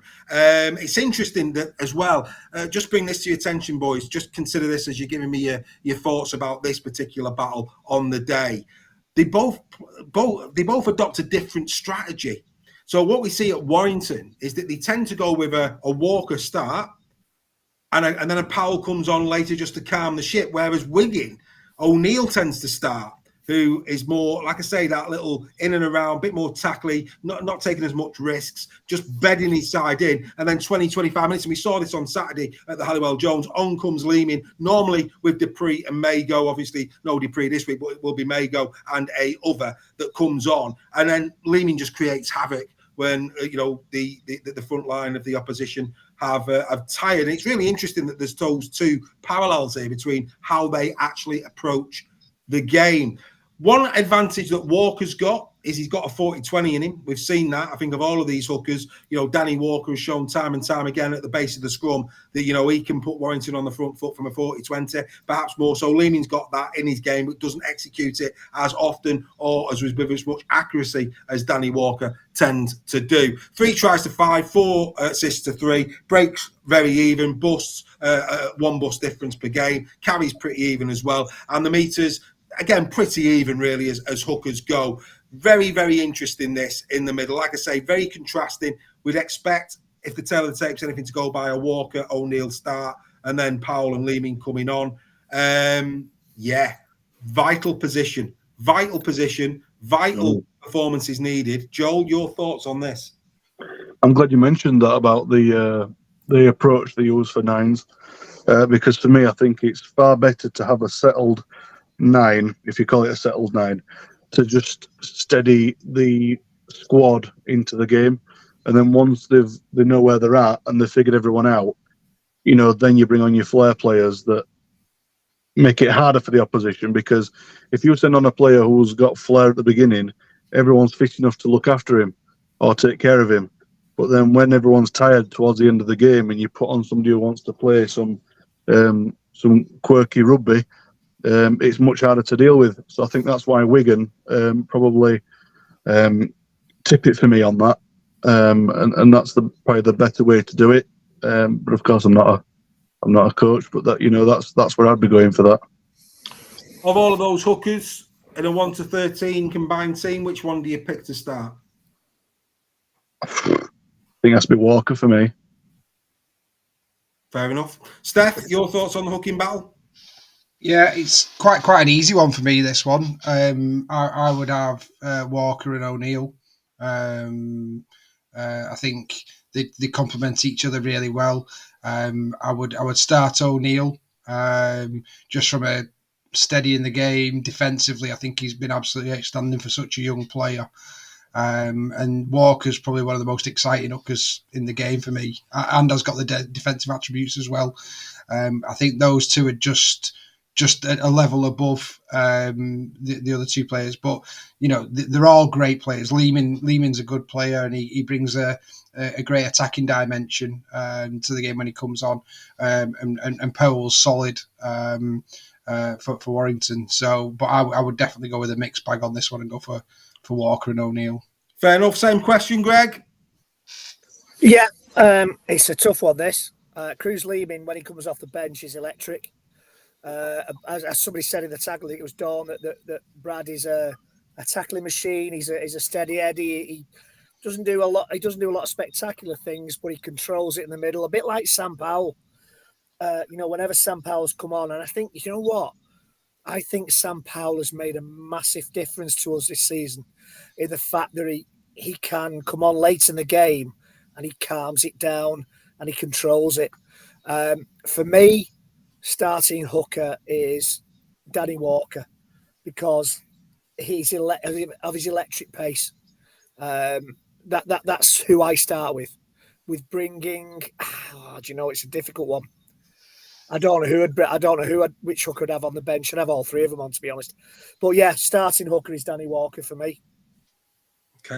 And I think what I would say to you all, I think that this is a massive position this weekend. Yeah. I think that the hooking position, the rotation of these players is going to be very, very interesting indeed. And for the likes of certainly Brad O'Neill and Danny Walker, this could be one of those games that define their young careers, that put them on the map. Because it's second only to the grand final in this country, and the world is watching. So we wish those 2 young players, because I think we'd all agree these 2 lads. O'Neill up for Young Player of the Year last year. Danny Walker has had a tremendous rise over the last 2 or 3 seasons. We wish Walker and O'Neill the very best for Saturday. Right, okay, we now go into the forward positions. Harrison Vaughan, Thompson Cooper. Now that'll surprise many, but I'm going Mike Cooper, and I'll tell you why. That's what he did in the World Club Championship. If he did it in the World Club Championship, I think he'll do it again in the Challenge Cup. And I think because we've seen the pre-band, I think that now even more so will put Cooper in from the start. I could be wrong, but I think he's going to go with Cooper and Thompson. This is how these line up. 4 tries to 1, 3.4 tackle bust go the way of Warrington to 2.1 the other way. Look at the tackles. More tackles from the Warrington 2. More offloads from Warrington. Carries 26 to 20. Meters edged by Warrington. Vaughan and Harrison averaging 211 this season. Like I say, don't worry about games played. This is on a game-by-game basis when they play. They average 211 combined per game. Thompson and Cooper, 152. So, yeah, really, really interesting this. I mean, 4 really good quality props. Harrison has been a revelation, Greg, in the last 2 seasons for Warrington. Delighted in the same, we just said about O'Neill and Walker, delighted that Jimmy Harrison is going to be playing at Wembley this Saturday, fully deserving. He's again a lad who's had to work up from the lower echelons of rugby league to get his chance at the Warrington Wolves. Now he's in a Challenge Cup final. Credit to him.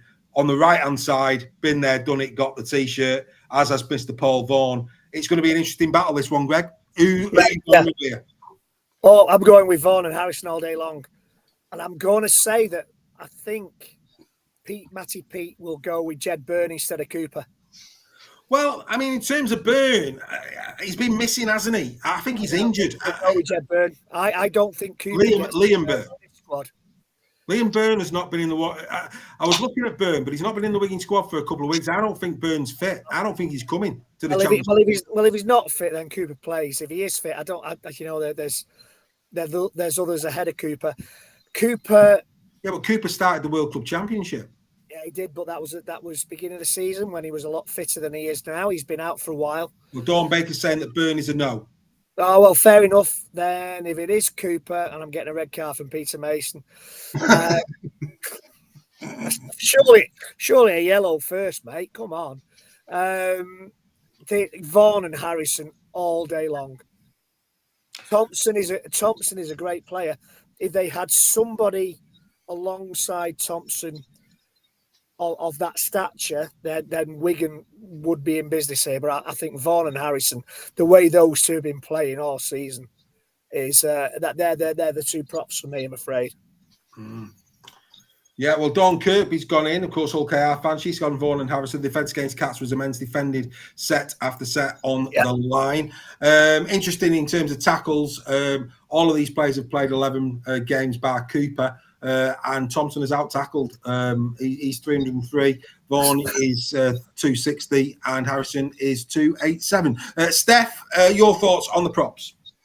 Yeah, I completely agree in terms of Harrison. I think he's been absolutely outstanding this year. But I would have Vaughan for his carries and Thompson for his defence. And I would have Harrison on the bench on this one. But yeah, for me, I'm going to go straight down the middle and split them and go Vaughan and Thompson. Joel, who do you think is going to get the better of this forward battle on Saturday? Well, it depends. Obviously, I think we're talking about starting props here. We've obviously got a bench for the others, but if you're going to put Cooper on there, I'm surprised that I'd have maybe put Mago on starting. Just to try and edge forward from the beginning.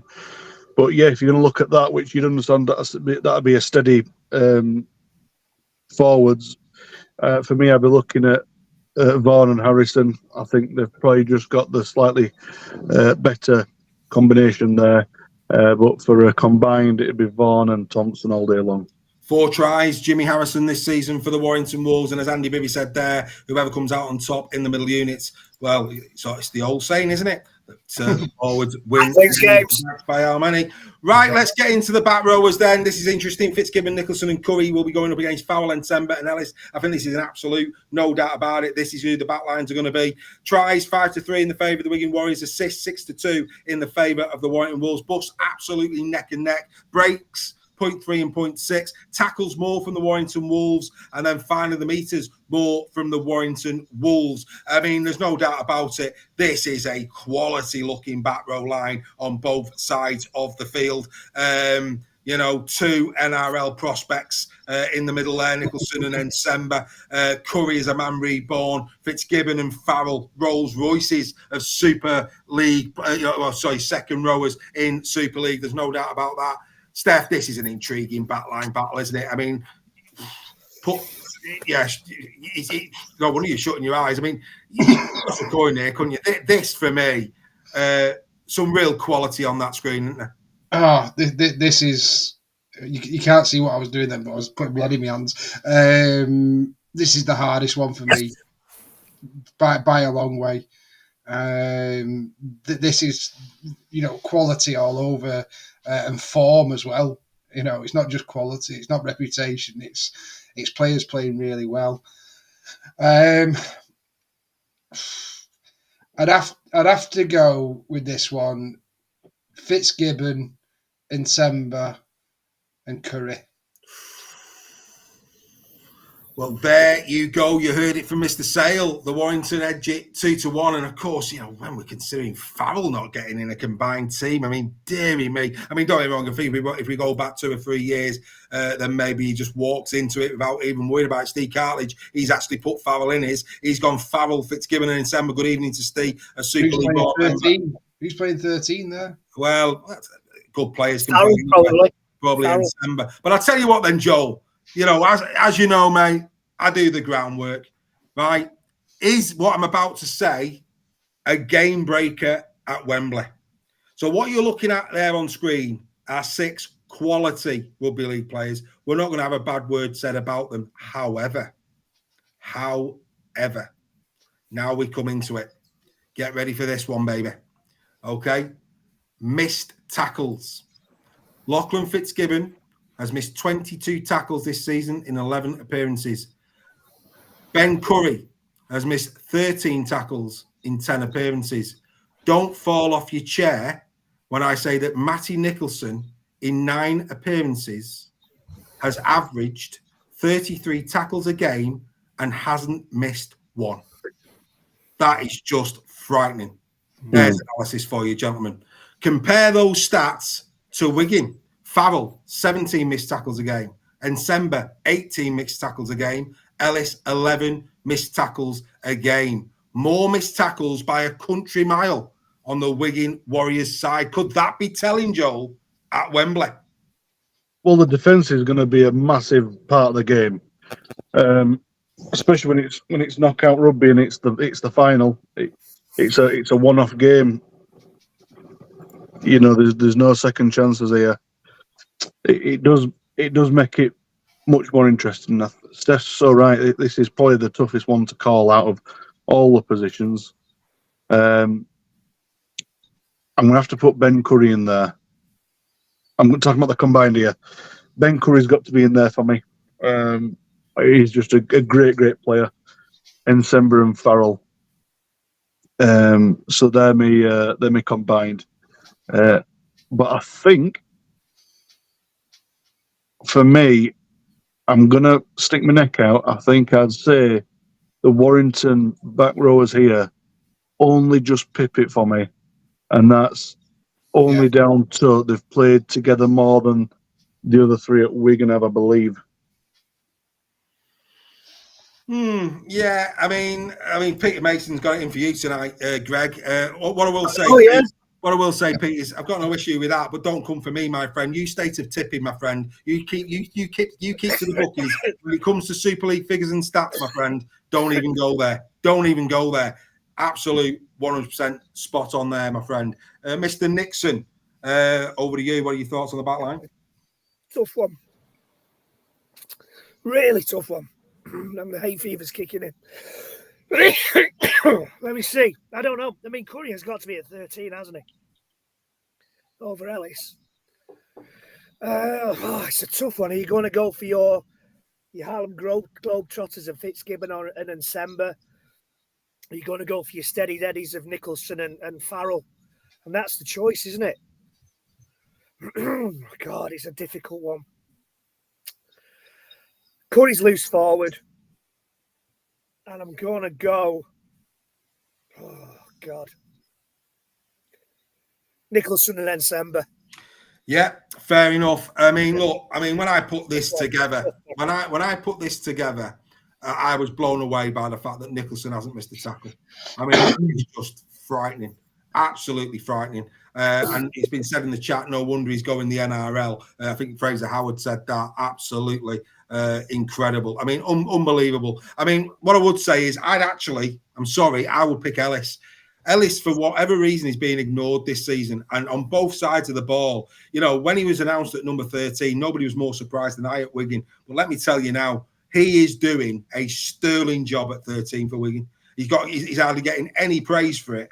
He is doing really well, and you know, as good as Curry has come on in a game like this, where you need experience, you need tackling, you need 100 meters a game guaranteed. Ellis gives you that. He gives you that. And I would actually go Ellis. And you know what? Just because I think it's incredible what they've achieved in the young careers, I'm going to go Nicholson and Ensemba. I think those two players at the moment. It's a privilege to go and watch them grow on a rugby league field. And let me tell you now, as we've proved time and time again, these two lads, the young kids, and they're battling it out with the big boys. They're absolutely right up there with him. So for me, I'm going to go Nicholson and Semba and Cade Ellis in there as well. And then finally, I've had a little bit of a shot at who I think might be on the bench. For the Warrington Wolves, I think Musgrove, I think Bullock played himself into the bench on the weekend. I think Crowther will be back. We know Sam Burgess likes Geordie Crowther and Sam Powell. For Wigan, Lehman obviously, may go. I'm going to go Harvey Hill and Havard. I think that's where Wigan will go. In light of their absentees. Just very, very quickly, because time is beating us, I'm very conscious of the time. Steph, bench, stronger bench. Which one are you going, Wigan or Warrington? I'm going to go Wigan. Yeah. But I think Mago's probably going to have and Lehman are going to have a bigger. Yeah. Joel? Yeah, it's just Wigan for me, and I think that's down to Mago. Massive impact player. Massive impact player. Greg, I think for me, we saw at the weekend, yes, it was a younger Warrington side.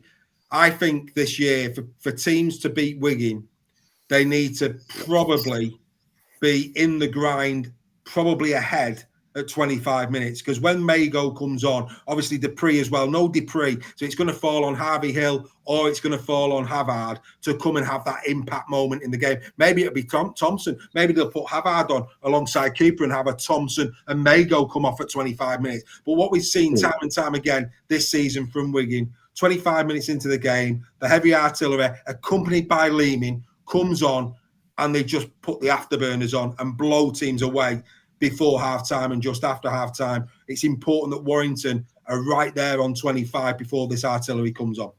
Yeah, and that's why I think Matty Pete might start with Havard at loose and bring Ellis off the bench. I think that he might well do that. I don't know.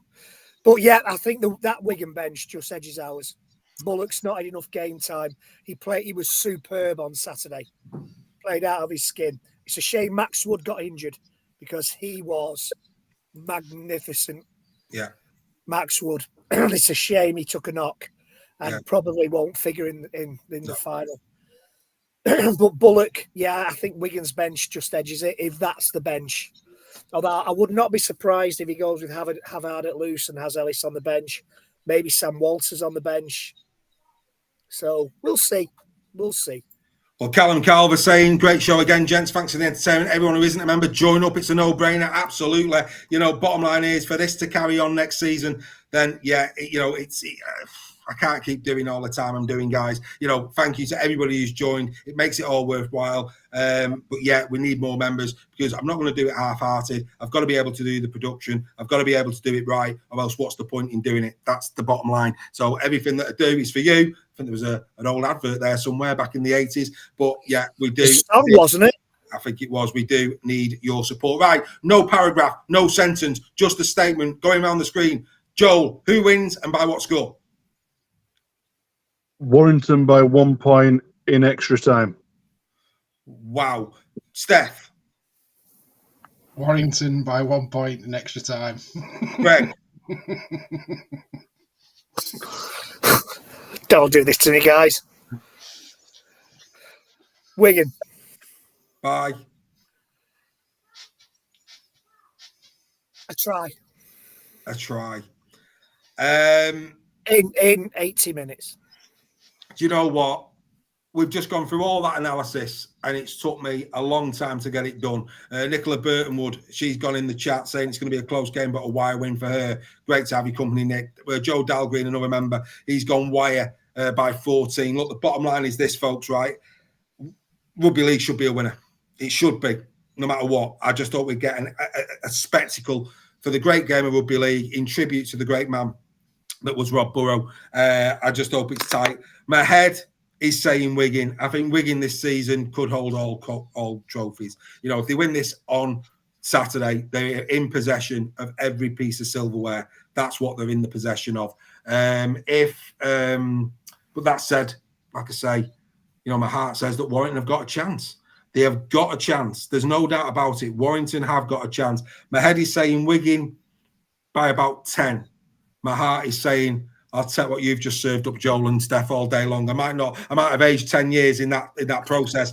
I will be a withered husk. I don't care what happens, but if Warrington come away from this winning, and what I will say to you, Wigan fans out there, I loved it when Warrington beat St Helens. This will eclipse it, because 1990 still stings me. I remember that young 12-year-old boy, 11 actually I was at the time, on those terraces watching that game. Never forget what Desi did to Iro. That's all I'll say on that one. But yeah, Mike Gregory's trying. You know, as an 11-year-old, you always remember as a kid, I saw my son go through it when Hull FC beat Warrington.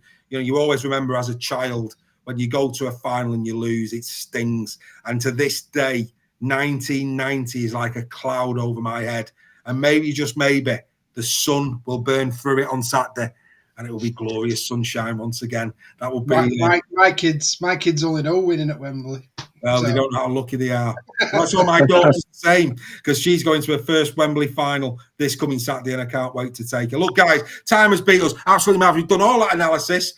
Do you know what? Toss a coin, ladies and gentlemen. But let me tell you now, no matter which preview show you watch, nobody will have given you as much analysis as that.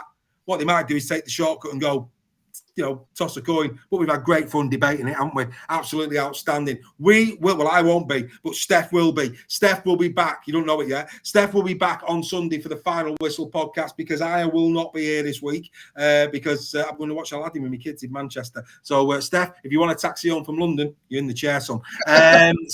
Steph will be hosting. Back. Yeah, he's hosting the Final Whistle podcast on Sunday. That will be available on Monday. It's a Challenge Cup final special, Final Whistle podcast. All you members, make sure you join Steph and support him for that. We will be back for the Super League Raw Weekly next Tuesday at 8, where we will look back on what hopefully will be a fantastic final and a brilliant, brilliant tribute to Rob Burrow. And what I'd like to do is a couple of other statements that really touched my heart earlier on. Peter Mason, couldn't agree with you more, Pete. Lindsay for a damehood, 100%. God bless her. She's had more strength than he could ever wish for. The kids can grow up telling the world, my dad is the best, a hero, a legend, and who are we to argue? Couldn't agree with you more, Pete, on that one. And Ian Judson, Rob was a generational player. He's been there, done it, invariably won it. A true champion player in person. He may be gone, but for me, he beat MND morally because of the way he took it on and never took a backward step. His legacy is going to be that he will be forever remembered, and deservedly so. He will also forever be an influence on every life that he touched. Rob Burrow, we'll all be thinking about you this coming Saturday. Warrington, Wigan, put on a show for the great man upstairs, because one thing's for certain, like us, he will be watching. Let's go out with the top performance in Super League after round 13. Enjoy the Challenge Cup final, and we'll see you next Tuesday. Bye for now. Safe trip, everyone. Here are your top performers after 30 rounds of the Betfred Super League. The top try scorer continues to be Liam Marshall of the Wigan Warriors with 12. The most try assists have come from 9 levels of Hull KR with 15. The most meters made in Super League despite not playing this week is once again Matt Duffy with 2,243. The most tackle busts now over the ton is Tim Lafay with 103 for the Salford Red Devils, whilst the most clean breaks continues to be Matt Duffy with 14. The most offloads have come for Bakeem Maludi of the London Broncos with 29, whilst the hard beat to maker of Super League is once again Paul Vaughan with 1,272. The most tackles made is from the Leeds Rhinos captain Cameron Smith with 513. And finally, still on top of the goal-kicking chart is Mark Sneed of the Salford Red Devils with 44. These were your top performers after 13 rounds of the Betfred Super League.